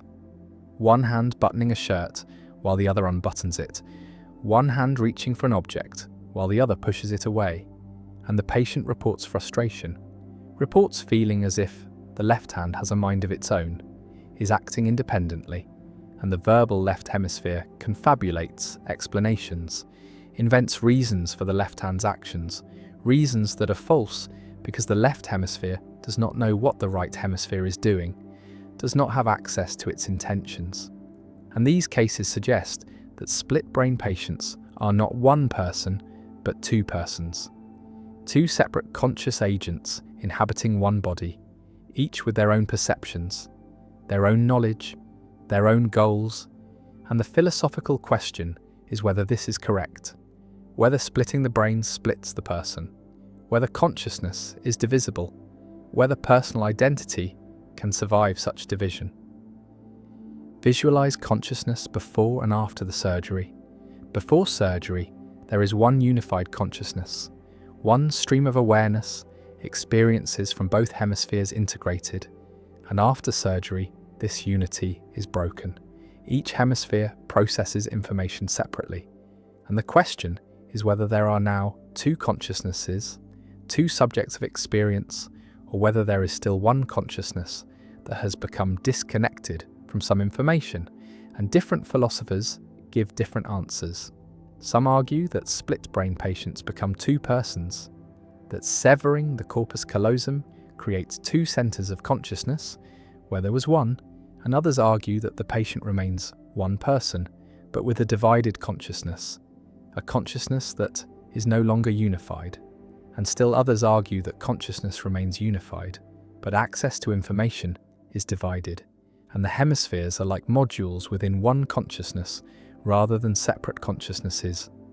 The split brain paradox raises questions about the relationship between unity and consciousness, about whether consciousness is essentially unified or whether it could be divided or plural. And normal consciousness feels unified, feels like there is one subject experiencing everything, one perspective from which the world is viewed, and split brain cases challenge this unity, suggest that consciousness could be less unified than it seems, could be divided into separate streams that normally communicate but could operate independently. And this has implications for understanding the self, for whether the self is a unified entity or a collection of parts, for whether personal identity requires unity of consciousness or could survive division. One response to the paradox denies that split-brain patients become two persons, argues that the left hemisphere, the language-dominant hemisphere, is the person, is the locus of consciousness and self-awareness, and the right hemisphere, while capable of processing information and guiding behavior, lacks the higher-order thought and self-awareness that constitute personhood. And so the patient remains one person, the left hemisphere person, and the right hemisphere is more like an unconscious module that influences behavior without being a separate conscious agent. And this response preserves the singularity of persons, but at the cost of denying consciousness to the right hemisphere. Another response accepts that split-brain patients become two persons, accepts that there are two centers of consciousness after surgery, two subjects of experience, and argues that personal identity is not preserved through brain bisection, that splitting the brain creates two persons from one, and these two persons share a body, share a past, but are distinct in the present, have different experiences, different knowledge. And this response takes the split brain evidence seriously, treats the hemispheres as separate conscious systems, but faces the challenge of explaining how two persons can inhabit one body, how they coordinate, and whether one has priority over the other. A third response appeals to degrees of unity, argues that consciousness is not all or nothing unified, but comes in degrees, and split-brain patients have less unified consciousness than normal people, but are not completely divided, are somewhere between one person and two, and unity of consciousness is a spectrum, and split-brain patients are toward the divided end. And this response avoids the binary choice between one person and two, allows for partial division, for consciousness that is neither fully unified nor fully separate. And this seems to fit the evidence better, fits the fact that split-brain patients seem mostly normal, seem like one person most of the time, but show signs of division in specific experimental conditions. The split-brain paradox also connects to debates about personal identity over time, about what makes you the same person you were yesterday, about whether personal identity requires psychological continuity, and split-brain cases are like thought experiments about fission made real, are actual cases where one person seems to become two, and philosophers have long debated fission cases, cases where a person's brain is divided and placed in two bodies, and asked whether the original person survives, and if so, which resulting person is the original. And split-brain surgery is a partial realization of this scenario, does not create two separate bodies, but does create two separate information processing systems, and the philosophical puzzles about fission apply to split-brain cases, puzzles about identity, about survival, about what matters in personal existence. The patient lives with split brain, navigates the world, seems normal to observers, and most of the time, the two hemispheres cooperate through shared subcortical structures, through behavioral coordination, through learned patterns, and the division is not apparent. But in the laboratory, under controlled conditions, the split emerges. The two hemispheres reveal their independence, and the paradox appears: one person or two, unified or divided, single consciousness or dual, and the answer remains disputed, remains unclear, and the split-brain paradox endures as one of the most fascinating and philosophically significant phenomena in neuroscience, a real-world case that challenges our understanding of consciousness, of unity, of personal identity, and of what it means to be one person rather than many. and the severed corpus callosum sits there, two hemispheres separated, and the question persists. Is this one mind or two? And the paradox remains unsolved, perhaps unsolvable, a permanent puzzle about the nature of self and consciousness. The stone paradox, another way to ask if God can defeat God's self. The question appears in different forms across centuries, always pointing to the same underlying puzzle about unlimited power, and one formulation asks whether an all-powerful being can create a stone so massive that even infinite strength cannot move it. And this is the stone paradox, essentially identical to the omnipotence paradox, but focusing specifically on physical objects and physical power. And the logic is the same. Either the being can create the unmovable stone, which means there is something the being cannot do, namely move the stone, or the being cannot create the unmovable stone, which means there is something the being cannot create, and in both cases the being's power has limits. And the concept of all-powerful collapses, and this formulation emphasizes the physical, intuitive aspect of the puzzle, makes it concrete, gives it visual force, because we can imagine trying to lift a stone, imagine straining against weight, and the idea of a stone too heavy for even infinite strength captures the paradox in a visceral way that abstract formulations about logical possibility sometimes miss. Imagine the stone, vast beyond imagining, extending across space, dense with compressed matter, so heavy that it curves space-time around itself, creates gravitational wells, warps reality by its mere presence, and the being approaches, grasps the stone, applies force, and the stone does not move, remains fixed in space, immovable. And this defeat, this failure, seems to show that the being is not all-powerful, and yet the being created this stone, shaped it specifically to be unmovable.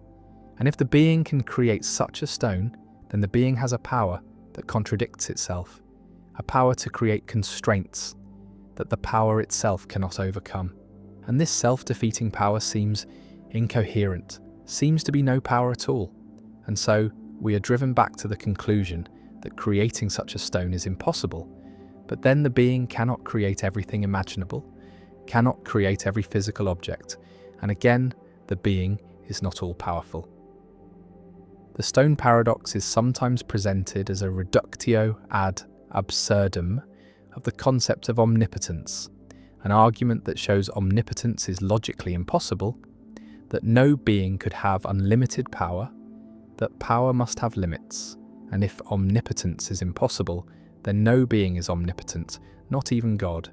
And this conclusion challenges traditional theology, challenges the claim that God is all-powerful, and requires either rejecting omnipotence as a divine attribute or redefining it in a way that avoids the paradox.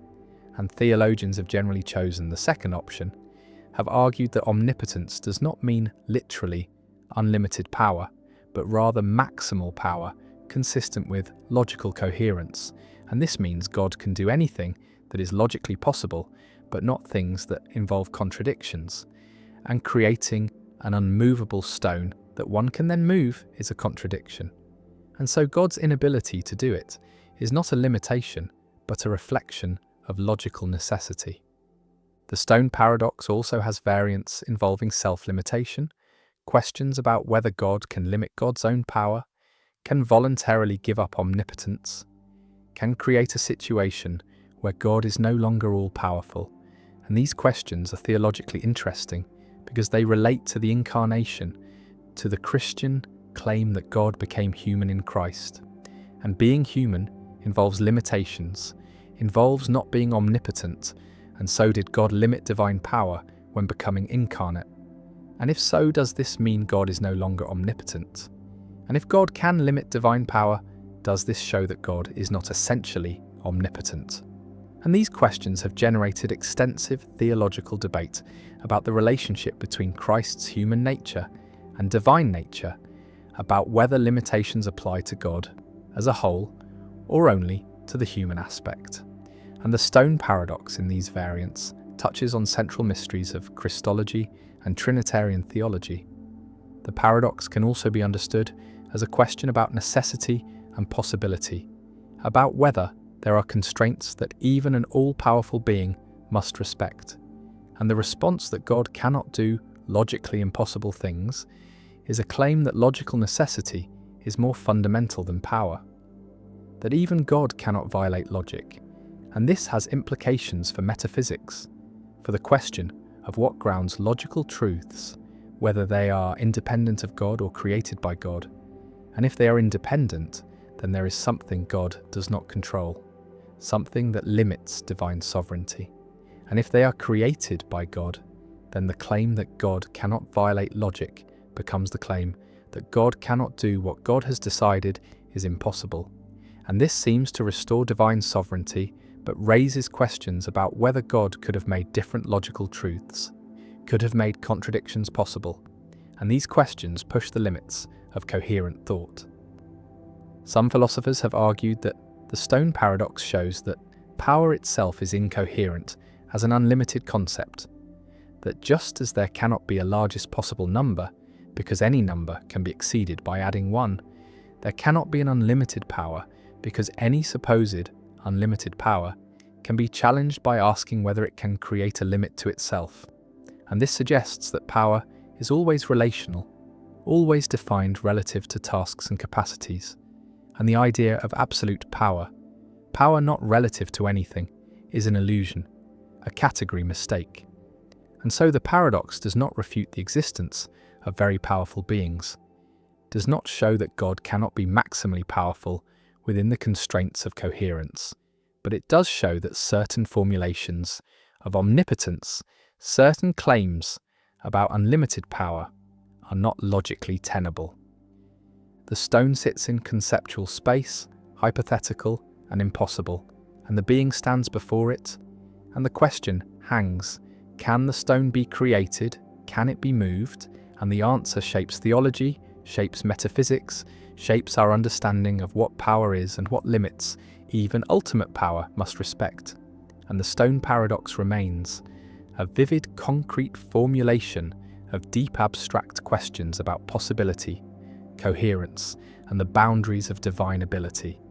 And it stands alongside the omnipotence paradox as a permanent challenge to simplistic claims about unlimited power. A reminder that even theology must answer to logic, that concepts must cohere, and that the nature of God, if God exists, is more subtle and more constrained by reason than some believers want to admit. And the stone paradox persists, waiting in every discussion of omnipotence, ready to challenge every claim that God can do anything, pushing always toward qualification, toward clarification, toward the recognition that anything means anything logically possible, and that even divine power operates within the bounds of coherence. The transfer principle. Paradox when powerlessness spreads like a virus. A philosopher constructs a principle about power and control, about what things are and are not within our ability to affect. And the principle seems obviously true, seems like basic logic about how powerlessness transfers. And the principle says that if you have no power over one fact and that fact entails another fact and you have no power over the entailment itself, then you have no power over the second fact either. Powerlessness transfers across entailment, spreads from premises to conclusions, and this transfer principle is the backbone of the consequence argument for incompatibilism, is what allows the argument to move from our powerlessness over the past and laws to our powerlessness over the present. And yet, compatibilists deny this principle, argue that it is false, that powerlessness does not always transfer, that you can have power over a fact even when that fact is entailed by facts you have no power over. And this creates a paradox, because the transfer principle seems undeniable, seems like it must be true, and yet if it is true, then compatibilism is false. And if it is false, then the consequence argument fails, and both options are difficult. Both require accepting something counterintuitive, and this is the transfer principle paradox. The puzzle about whether powerlessness transfers, whether the principle is a logical truth or contains hidden errors, and the paradox sits at the heart of the free will debate, determines whether incompatibilism or compatibilism wins. And no consensus has emerged. Philosophers remain divided, and the transfer principle stands as one of the most contested principles in metaphysics. A principle that seems obvious, but whose truth determines fundamental questions about freedom and determinism. Imagine the transfer principle applied to a simple case. You have no power over the fact that there was a Big Bang 13.8 billion years ago, and the Big Bang plus the laws of physics entail the current state of the universe, including your current action, and you have no power over the laws of physics, and you have no power over the entailment itself, over the fact that the Big Bang and laws entail your action. And so by the transfer principle, you have no power over your current action. Your action is not up to you, is not within your control, and if you have no power over your action, then you are not free with respect to that action. And this reasoning seems airtight, seems like it must be correct, and yet compatibilists deny the conclusion, deny that determinism eliminates power, and so they must deny the transfer principle, must argue that power does not transfer in the way the principle claims. The transfer principle can be stated formally using symbols. If no one has power over P, and P entails Q, and no one has power over the entailment from P to Q, then no one has power over Q. And this seems like a valid rule of inference about power, seems like it should be uncontroversial, and yet compatibilists argue it contains a subtle error, a conflation of different senses of power, or an invalid inference structure, or an equivocation on what it means to have power over something. And these objections attempt to show that the transfer principle, despite its intuitive appeal, is actually false, and powerlessness does not always transfer. Visualize powerlessness as a property that might or might not spread from one fact to another, like a contagion that sometimes transmits and sometimes does not. And the transfer principle says the contagion always spreads across entailment, always passes from premises to conclusions. But compatibilists say transmission is blocked under certain conditions, say that the link between premises and conclusions does not preserve powerlessness in the way incompatibilists claim. And this disagreement is fundamental, shapes the entire free will debate, determines which arguments succeed and which fail. One compatibilist response to the transfer principle distinguishes between two kinds of power: the power to make something the case and the power to have made something the case, and argues that the transfer principle conflates these, that while you lack the power to have made the past different, you do have the power to make the present what it is, and the presence being entailed by the past does not eliminate your power over the present, does not make your action not up to you, and the transfer principle fails because it moves illegitimately from past-directed power to present-directed power, treats them as the same when they are different. And once the distinction is recognized, the principle's apparent validity disappears. Another compatibilist response argues that the transfer principle uses the wrong notion of power, defines power in terms of ability to falsify facts, ability to make false things that are true. And this notion of power is inappropriate, is not what matters for freedom. And the right notion of power is counterfactual power. Power such that, if you had chosen differently, then different things would have happened. And counterfactual power is not governed by the transfer principle, does not transfer from premises to conclusions in the way the principle claims. And so the principle fails as a constraint on freedom, fails to show that determinism eliminates the kind of power needed for responsibility. A third compatibilist response accepts the transfer principle for some inferences but denies it for others, argues that the principle is valid in some contexts but invalid in others, and the contexts where it fails are precisely the contexts involving agency and choice, contexts where the agent is part of the causal chain between past and present, and in these contexts the agent's involvement blocks transfer, prevents powerlessness from spreading from past to present. And the transfer principle is not a universal logical truth, but a context-sensitive, inference rule that admits exceptions. Incompatibilists defend the transfer principle, argue that compatibilist objections are sophistical, involve verbal tricks and redefinitions that obscure the real issue, and the transfer principle is valid, is a genuine constraint on power. And if you have no power over the past and laws, then you have no power over anything entailed by them. And this includes your present actions. And so determinism eliminates power, eliminates control, and compatibilism is false. And the transfer principle stands as a cornerstone of incompatibilist arguments, a principle that compatibilists cannot successfully reject without abandoning common sense about how powerlessness works. The debate over the transfer principle has generated enormous technical literature, philosophers constructing formal versions of the principle in modal logic, testing it against various cases, proposing refinements and modifications, and no consensus has emerged, and the debate reveals deep disagreements about the nature of power, about what it means to have something be up to you, about whether power is a metaphysical notion or an epistemic notion. And these disagreements shape views about free will, about whether compatibilism or incompatibilism is correct.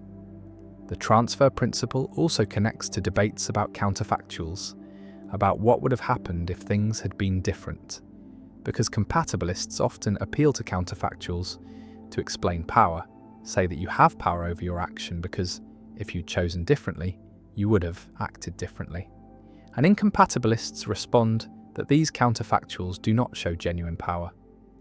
Because the antecedent is impossible given determinism, you could not have chosen differently given the past and laws, and so the counterfactuals are vacuous, and compatibilist power is illusory, and the transfer principle makes this explicit, shows that compatibilist power is not real power because it is entailed by facts you have no power over.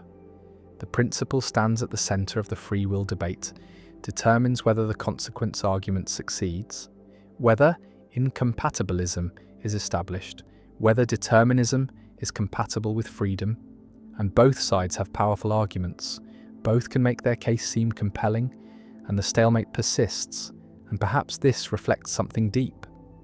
Perhaps the transfer principle is one of those principles where our intuitions are divided, where different ways of thinking about power lead to different judgments, and no argument can establish the principle or refute it definitively, and we are left with competing perspectives, incompatibilist and compatibilist, each coherent internally, each unsatisfying to those who adopt the other, and the transfer principle paradox endures, a principle that seems both obviously true and demonstrably false, depending on how you think about power and control.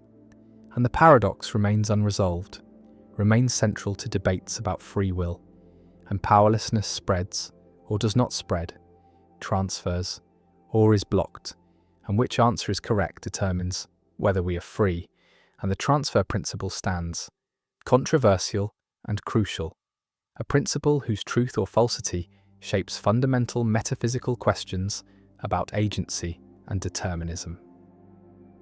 The skeptical paradox. The ancient skeptics posed a question that has haunted philosophy ever since. How can we know anything at all? How can we justify our beliefs about the external world when those beliefs rest on foundations that are themselves uncertain, when every justification requires further justification in an endless regress? And this is the skeptical paradox, the problem that knowledge seems both necessary for action and impossible to achieve, that we cannot help but believe and claim to know, yet we cannot provide the kind of justification that would ground those claims in certainty. The skeptical argument takes many forms. One of the most powerful begins with the observation that our beliefs about the external world are based on sensory experience.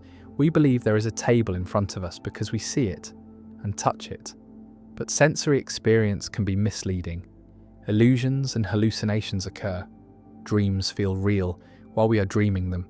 And so the mere fact that we have a certain experience does not guarantee that the world is as the experience represents it.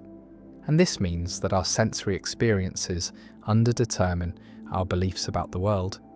The same experiences could be produced by a real table, by a hallucination, by a detailed dream, or by a Cartesian demon systematically deceiving us. And if we cannot rule out these skeptical scenarios, then we cannot know that the table is real, and this reasoning applies to all our beliefs about the external world. None of them are certain. All are vulnerable to skeptical doubt. The skeptic does not claim to know that we are deceived, only that we cannot know we are not deceived. And this is enough to undermine knowledge, because knowledge seems to require not just true belief, but justified true belief. And justification seems to require being able to rule out relevant alternatives. And the skeptical scenarios are relevant alternatives that we cannot rule out, at least not without begging the question, not without assuming the very thing we are trying to prove, that our senses are reliable, that the external world exists, that we are not dreaming or deceived. The skeptical paradox is that we seem to have two incompatible intuitions. On the one hand, we are convinced that we know many things, that we know there is a table in front of us, that we know we have hands, that we know the earth is round, and these beliefs seem as certain as anything could be. And on the other hand, we find the skeptical arguments compelling. We recognize that we cannot prove we are not deceived, that the possibility of systematic error cannot be ruled out by any non-circular reasoning.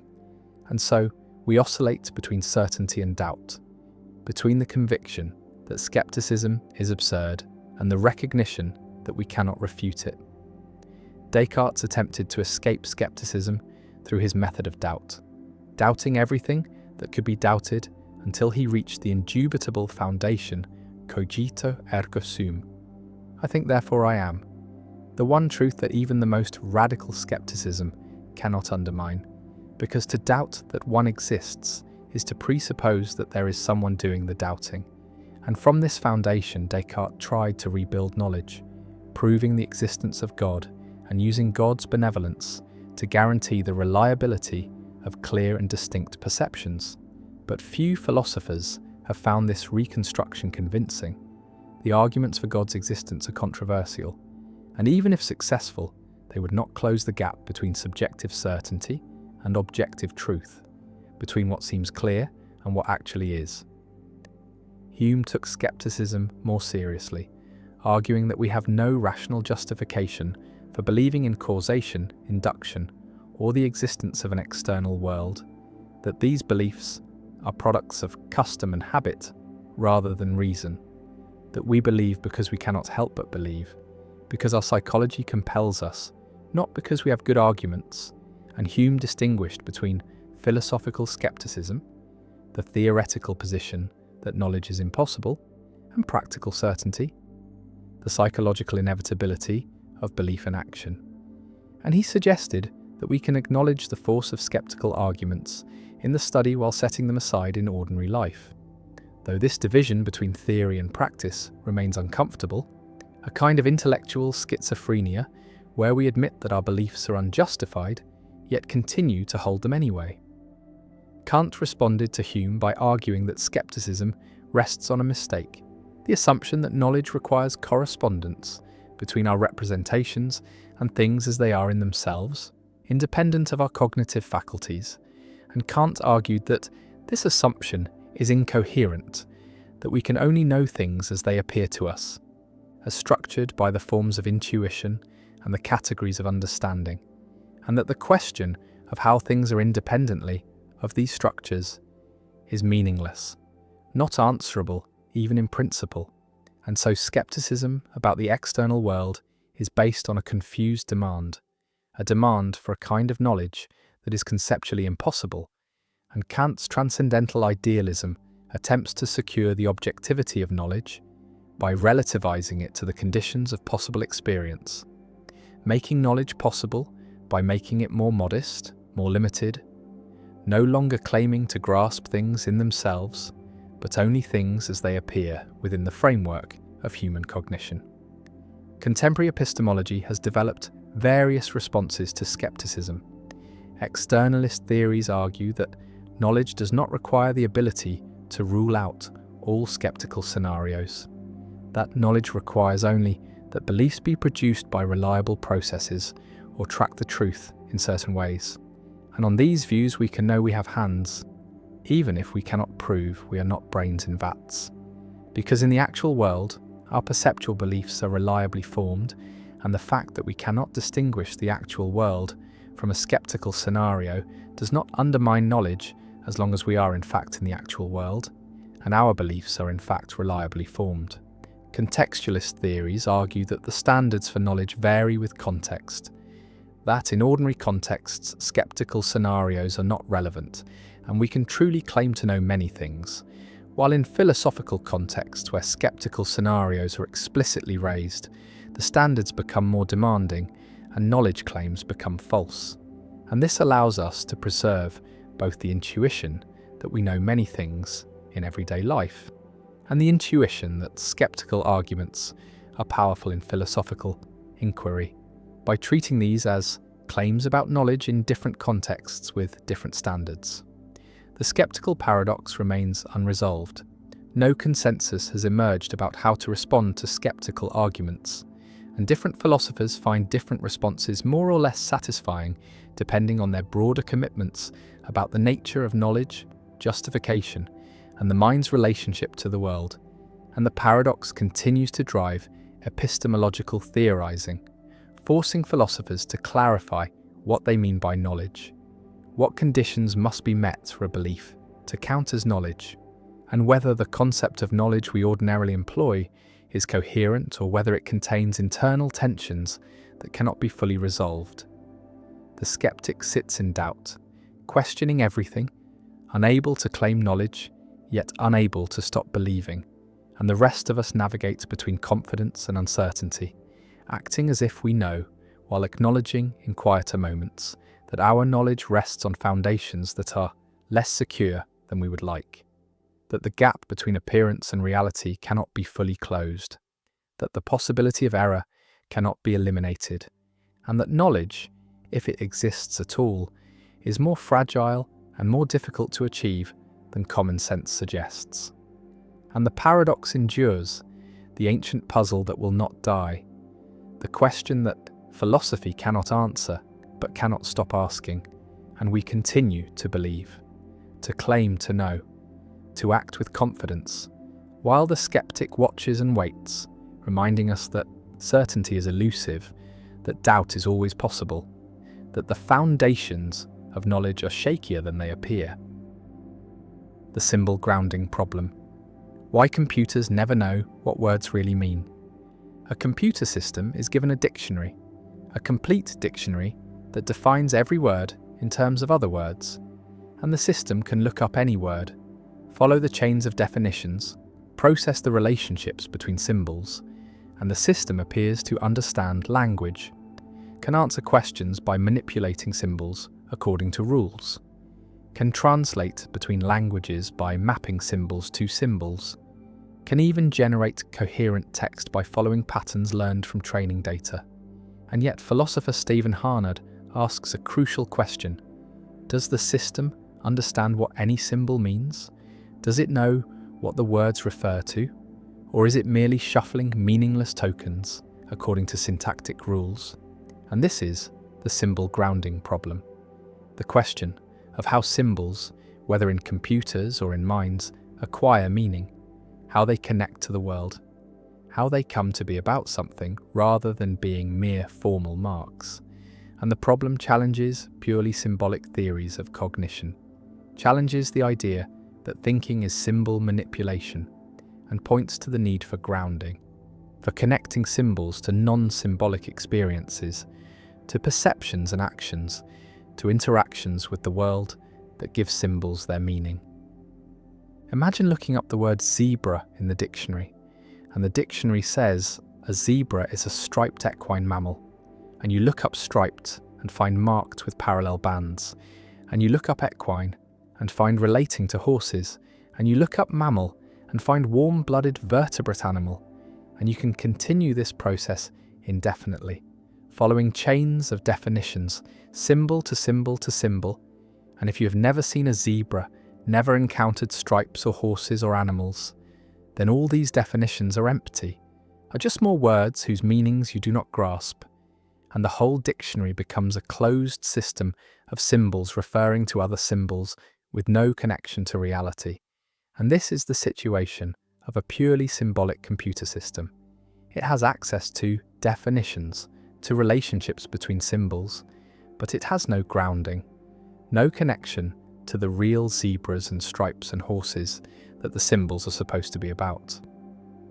The symbol grounding problem challenges strong AI, the claim that implementing the right program, manipulating symbols according to the right rules, is sufficient for understanding, is sufficient for genuine cognition, and Harnad argues that symbol manipulation alone is not enough, that understanding requires grounding, requires that at least some symbols be connected to non-symbolic experiences, to sensory inputs and motor outputs, to perceptions of the world and actions in the world, and these grounded symbols can then give meaning to other symbols through their relationships. And a hybrid system, with both grounded and symbolic components, can achieve genuine understanding, but a purely symbolic system cannot. Remains forever trapped in a web of meaningless symbols, playing symbol games without comprehension. Visualize two systems. One is a person who has seen zebras, has perceived their stripes, has distinguished them from horses, and when this person uses the word zebra, it is grounded in these experiences, refers to real animals encountered in the world. And the other system is a computer that has only manipulated symbols, has processed text containing the word zebra, has learned statistical patterns, but has never perceived a zebra, never interacted with one. And when this system uses zebra, it is ungrounded, refers to nothing beyond other symbols. And Harnad's claim is that these two uses are fundamentally different, that the person understands what zebra means, and the computer does not. And the difference is grounding, is connection to non-symbolic reality. The symbol grounding problem connects to arguments in philosophy of mind, like Searle's Chinese room, which argues that syntax is not sufficient for semantics, that manipulating symbols, according to rules, does not produce understanding, and both arguments challenge computational theories of mind, challenge the idea that cognition is just symbol manipulation, and both point to the need for something more, something beyond symbols.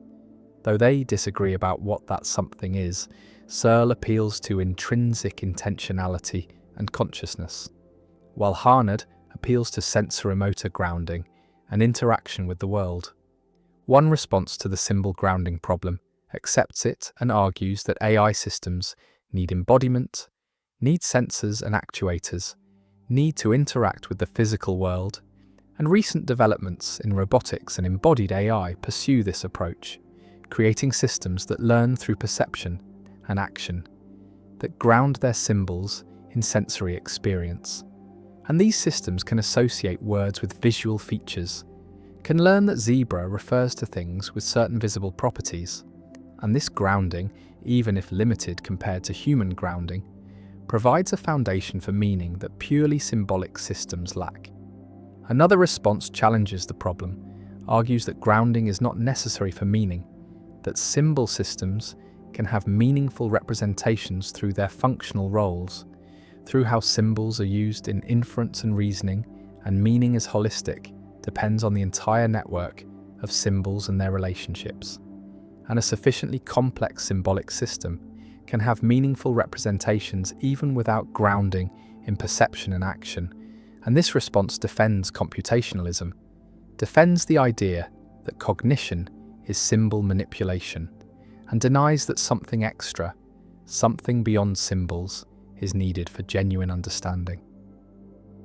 A third response distinguishes between different kinds of meaning, between dictionary meaning, which can be captured symbolically, and grounded meaning, which requires connection to experience, and argues that both kinds exist. Both are legitimate and purely symbolic systems, can have dictionary meaning even if they lack grounded meaning, and for many purposes dictionary meaning is sufficient, is all that is needed for tasks like translation or information retrieval, and so the symbol grounding problem, while real, is less threatening than it appears, shows limits on what purely symbolic systems can do, but does not show that such systems are meaningless or useless. The symbol grounding problem also has implications for language learning, for understanding how children acquire meaning, because children do not learn language from dictionaries, do not master symbols by relating them to other symbols, but learn by associating words with experiences, by hearing zebra while seeing zebras, by using words in context, by grounding language in perception and action. And this grounding happens early, provides a foundation of basic concepts, and more abstract concepts are built on this foundation through symbol-symbol relationships.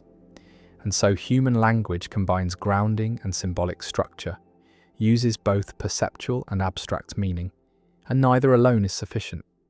The computer processes text, generates responses, manipulates symbols with impressive fluency, and yet the question remains whether it understands anything, whether its symbols mean anything beyond their formal relationships, and Harnad's symbol grounding problem suggests that without grounding in non-symbolic experience, the symbols are empty, are syntactic objects without semantic content. And the problem persists as a challenge to AI, as a question about what would be needed for machines to genuinely understand, whether symbol manipulation supplemented with machine learning is enough, or whether something else, something like embodied interaction with the world, is necessary. And the problem remains unresolved, remains debated, remains a permanent feature of discussions about AI and cognition, about meaning and understanding, about the relationship between symbols and what they represent. And the symbol grounding problem endures as a reminder that meaning is not just a matter of relationships between symbols, but requires connection to a non-symbolic ground, requires that symbols hook onto the world, requires that language touch reality, and whether computers can achieve this grounding, whether they can move beyond symbol manipulation to genuine understanding, remains one of the central questions in artificial intelligence and philosophy of mind.